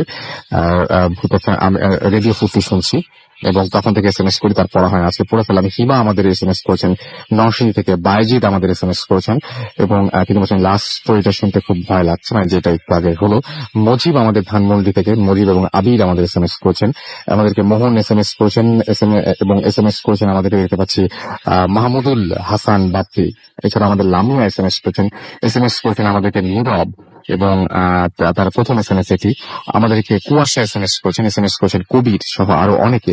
আপনি যদি SMS করতে চান তাহলে মোবাইলের মেসেজ অপশনে গিয়ে টাইপ করুন ফুর্তি FORTI, ফুর্তি স্পেস দিয়ে লিখুন আপনার নাম, স্পেস দিয়ে আপনার মেসেজ পাঠিয়ে 9840 নাম্বারে। আমাদের সঙ্গে আরো একজন অতিথি আছেন যিনি নড়াইল থেকে ঢাকায় এসে আমাদের সাথে জয়েন করেছেন, এবং আপনার নামটা একটু প্লিজ বলবেন। হাই লিসেনার, আমি কাজী শনুর রহমান, আমি নড়াইল থেকে এসেছি। আচ্ছা, আপনাদের নড়াইলে আপনি একটা রাস্তার কথা বলছেন আমাদেরকে, যে রাস্তাটার অনেক ঘটনা ঘটে, এবং যেহেতু নড়াইলে আজকে সব ঘটনায় ওইদিকে, নিশ্চয়ই অনেকে সেই রাস্তার ঘটনাটা জানে বা রাস্তার ব্যাপারটা জানে। তো এটা কি হয় সেই রাস্তায়? জি, এই রাস্তাটা এমন একটা হরর প্লেস যেখানে রাত্রে বেলা অর্থাৎ সন্ধ্যার পরেই পুলিশ সেখান দিয়ে কোনো মানুষ যাতায়াত করতে নিষেধ করে, এমনই একটা হন্টেড প্লেস এটা। জায়গার নাম কি? এই জায়গাটার নাম হচ্ছে আপনার নোয়াপাড়া রোডটা, নড়াইল নোয়াপাড়া রোড। আচ্ছা, কি হয় সেখানে? এখানে নানা রকম একটা প্লেস আছে। ওই রাস্তা দিয়ে যাওয়ার সময় একটা জায়গা আছে, পাশে চিত্রা নদী, এবং তার পাশে কিছু গোস্থান প্লাস শ্মশান টশান দিয়ে মারাত্মক একটা জায়গা। তো এখানে মানুষ গেলে নানা রকম ঘটনা এবং নানা রকম সমস্যার ভিতর পড়ে, যেগুলো তাদের জন্য খুবই আপত্তিকর। কি হয় সেখানে সেটা জানতে চাচ্ছি। জি, সেখানে আমি কয়েকটা ঘটনা বলি। একদিন একটা ছেলে যাচ্ছিল, তখন সে সাইকেল চালিয়ে যাচ্ছিল। তো হঠাৎ করে যখন ওই স্থানটায় পৌঁছালো, তখন সেখানে হঠাৎ করে একটা ঝুনঝুন ঝুনঝুন এই জাতীয় কিছু একটা শব্দ শুনতে পেল। তো ও হঠাৎ করে পিছনে তাকায়নি, তন্মধ্যে সাথে সাথে দেখে যে একটা ঘোড়া, তারপরে একটা ঘোড়ার বাচ্চা, প্লাস ঘোড়ার উপরে একটা সাওয়ার, কিন্তু সেই সাওয়ারে কোনো মাথা নেই এবং সেখান থেকে টপ টপ করে রক্ত পড়ছে। তো ও ওইটা দেখেই সাইকেলটা কন্ট্রোল হারিয়ে ফেলে এবং সেখানেই পড়ে যায়। তো পড়ে যেয়ে তারপরে ওখান থেকে পরের দিন সেখান থেকে লোকজন তাকে উদ্ধার করে, তারপরে তার জ্বর হয় এবং আস্তে আস্তে সে মৃত্যুর কোলে ঢলে পড়ে। তারপরে আরো একটা ঘটনা বলি। একদিন একটা লোক সে বলল যে ভাই এখান দিয়ে যাবো আমি। তো পুলিশে বলল যে ভাই এখানে যেন না, আপনি সমস্যা হতে পারে। তো উনি কোনো কথা তোয়াক্কা করলেন না, বরং উনি রওনা দিলেন। তো যাওয়ার সময় উনি যাচ্ছেন, তো যখন ওই স্থানটায় পৌঁছালেন তখন দেখলেন যে উনি একটা বাচ্চা ছেলে রাস্তার সাইড যাচ্ছে, তো পিচ্চি কান্নাকাটি করতেছে। উনি ভাবতেছে যে এখন এত রাত্রে বেলা এখানে একটা বাচ্চা ছেলে কিভাবে আসবে। তো উনি ভাবলেন যে দেখি একটু একে একটু আমি সাহায্য করতে পারি কিনা। তো তারপরে উনি সাইকেল থেকে নেমে বাচ্চাটাকে ফলো করতেছেন। তো ওনার এটা হুঁশ হচ্ছে না যে এটা কি, আমি রাত্রেবেলা এইভাবে বন জঙ্গলের ভিতর দিয়ে সে বাচ্চাটা দৌড়াচ্ছে। তো কিছু দূর যাওয়ার পর হঠাৎ করে সে বাচ্চাটা একটা সাদা ধবধবে বিড়ালের রূপ ধারণ করলো। আচ্ছা, যাই হোক, আমরা বুঝলাম এটা যে অনেক ঘটনা ঘটে আপনাদের শহরে। নিশ্চয়ই এরকম রাস্তা আছে এবং এরকম ধরনের অনেক জায়গা আছে যেগুলো আরো বেশি হন্টেড, এবং সেই সমস্ত ঘটনা কিন্তু জানতে পারি। আমি কিছু ঘটনার উদাহরণ দিলাম, সেই সমস্ত ঘটনার জায়গায় আমরা যেতে চাই। আমরা জাস্ট কয়েকদিনের জন্য ওয়েট করেছি এবং আপনারা শুনলে খুশি হবেন। মোটামুটি আমরা যে প্রথম যে জায়গাটা যাব সেই জায়গাটা আমরা সিলেক্টও করে ফেলেছি ভূত এফএম টিম, এবং খুব দ্রুত সেখানে যাচ্ছি। আমরা সবাই মিলেই গিয়েছিলাম সেই জায়গাটা দেখতে, এবং সেই জায়গাটা দেখে সেই জায়গার ঘটনা শুনে আমরা মুগ্ধ। আমরা কিছুদিনের মধ্যেই আপনাদের সবাইকেই সেই জায়গায় নিয়ে যাব আশা করছি, এবং সেখান থেকে সরাসরি প্রচারিত হবে ভূত এফএম। আপনারা জাস্ট একটু ওয়েট করতে হবে, এবং সেই সাথে আমরা তো খুঁজে বের করেছি, আপনারাও খুঁজে বের করবেন। আমরাও খুঁজে বের করেছি, কিন্তু আমাদের লিসনাররা আমাদের খবর দিয়েছেন। সো আপনারাও আপনাদের এলাকা, সেটা যেখানেই হোক না কেন বাংলাদেশের, আপনারা জানাতে পারেন যে সেই জায়গায় কোনো ধরনের ঘটনা আছে কিনা। আমরা সরাসরি সেখানে পৌঁছে যাবো এবং সেখানকার ঘটনাগুলো তুলে ধরবো সমস্ত দেশবাসীর কাছে, সবার কাছে, এবং আশা করছি যে সেটা অনেক ভালো একটা ঘটনা ঘটবে।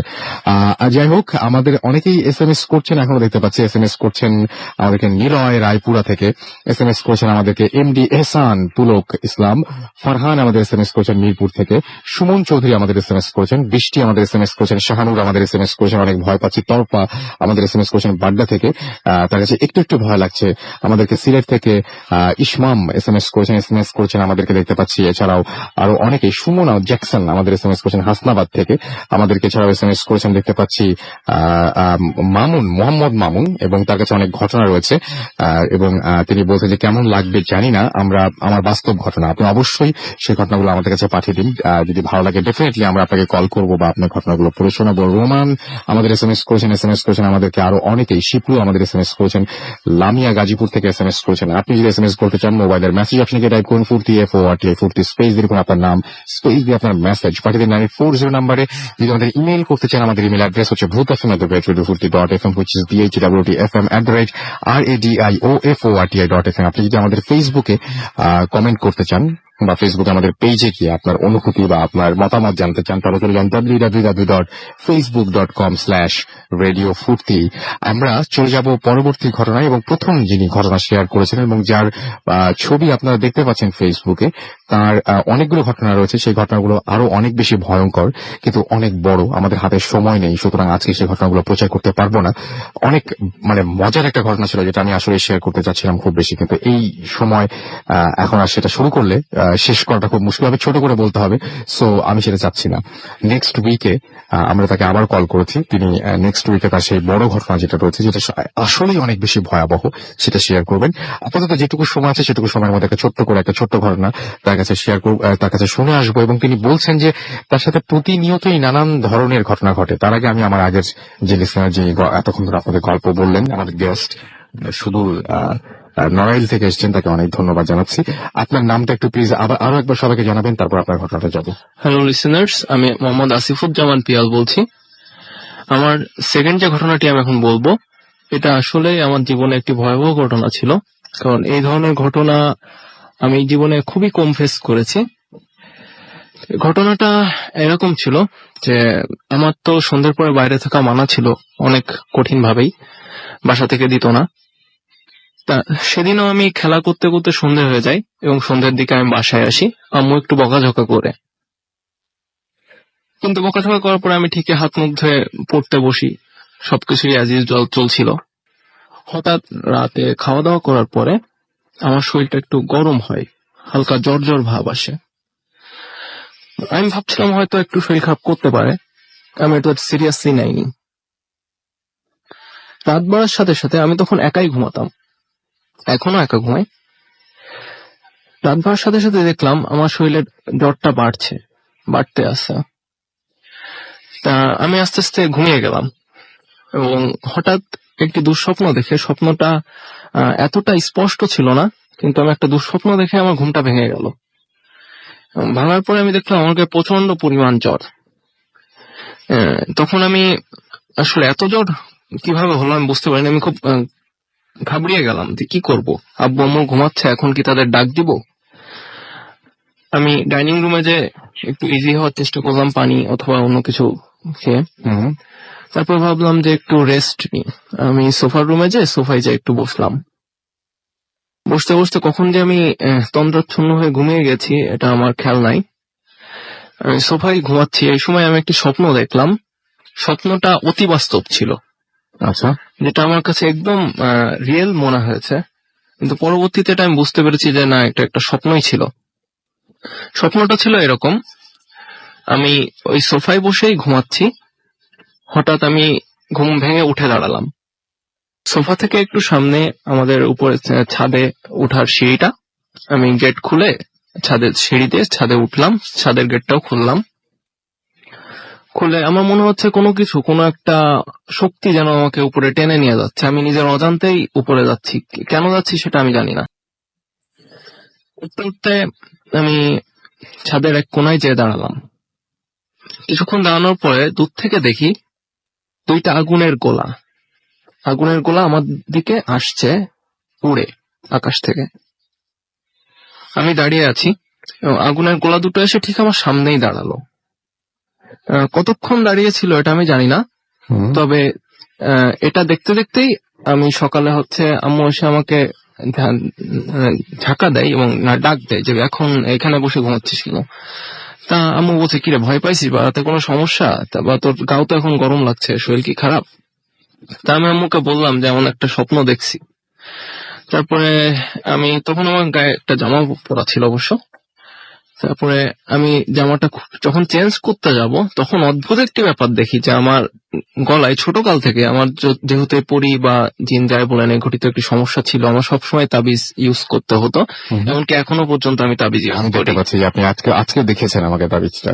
জি, আমি এখনো তাবিজ ইউজ করছি এবং আমার লাইফে প্রায় 5 থেকে 7টা তাবিজ চেঞ্জ করা লাগছে, নষ্ট হয়ে গেছে। আচ্ছা, এটা কি হয়েছিল? এটা হয়েছিল যে আমি যখন জামাটা খুলি, তারপরে আমি দেখি কি আমার যে তাবিজটা গলায় ছিল সেটা পুড়ে গিয়েছে এবং মোমগুলো ভিতরে যেগুলো থাকে গলে পড়ে গেছে, পুড়ে গিয়েছে। এবং আমি দেখতে পাচ্ছিলাম যে আমার বুকে একটি ওই যেখানে তাবিজটা ছিল সেখানে একটা পোড়া দাগও হয়েছে, কিন্তু আমি সকালে ওঠার পরে এটা কিছু বুঝতে পারিনি। তারপরে আমাকে যে হুজুরকে দেখানো হতো তার কাছে আমাকে নিয়ে যাওয়া হয়। সেদিনই নিয়ে যাওয়ার পরে হুজুর যেটা বলে যে আসলে সে যেটা ভেবে তাবিজটা দিয়েছিল, আসলে সেই আমার উপরে যেটা মানে ভর করেছিল তখন, বা যেটা নজর ছিল, বা জিন বা পরি যেটাই বলি না কেন, সেটা আসলে এই তাবিজটা মানে শক্তিশালী, সে অনেক শক্তিশালী, যেটা এটা তাবিজ দিয়ে কন্ট্রোল হচ্ছিল না। সে এসে তাবিজটি পুড়িয়ে দিয়ে গেছে। এবং আপনি সেই পোড়া তাবিজটা দেখেছেন এবং মোম গলা অবস্থায় এটা পেয়েছেন? হ্যাঁ, মোম গলা অবস্থায় পেয়েছি। আমি শুরুতেই বলেছিলাম যে আপনার ঘটনাগুলো আসলে অদ্ভুত, এবং তারপরে আপনাকে আবার নতুন তাবিজ নিতে হয়। এবং তিনি যখন বলে যে এই তাবিজ আসলে হবে না, এর থেকেও বেশি শক্তিশালী তাবিজ দিতে হবে, এবং এরপরে আমাকে আবার একটি তাবিজ দেওয়া হয়। তারপরে আমি আরো অনেকদিন ভালো ছিলাম, কিন্তু তারপরেও কিছু ঘটনা আমার সাথে নিয়মিতই ঘটছে এবং এখনো ঘটছে। ওকে, আমরা বাকি ঘটনাগুলো তো আগামী সপ্তাহে শুনবো। আমরা কিছু কমেন্ট পড়ে আসি। আমরা দেখতে পাচ্ছি যে এখানে আমাদেরকে লিখেছেন সাব্বির হোসেন, এবং তিনি লিখেছেন যে তিনি আমাদের সাথে নতুন জয়েন করেছেন, 2011 থেকে তিনি শোনেন রেডিও ফুর্তি। আমাদেরকে অচেনা পৃথিবীর জিহান SMS করেছেন এবং তিনি পিয়ালের আইডি চান, এটা তিনি আমাকে বলেছেন। এছাড়া আমাদেরকে দেখতে পাচ্ছি শ্রাবণ হাসান এখানে লিখেছেন, আমি রিয়েলি ভয়ে বরফ হয়ে যাচ্ছি, তার উপর বাইরে নাকি তিনি বেশি কুকুরের ডাকটাক শুনতে পাচ্ছেন, যার জন্য ব্যাপারটা তার পরিবেশটা আরো বেশি ভয়াবহ।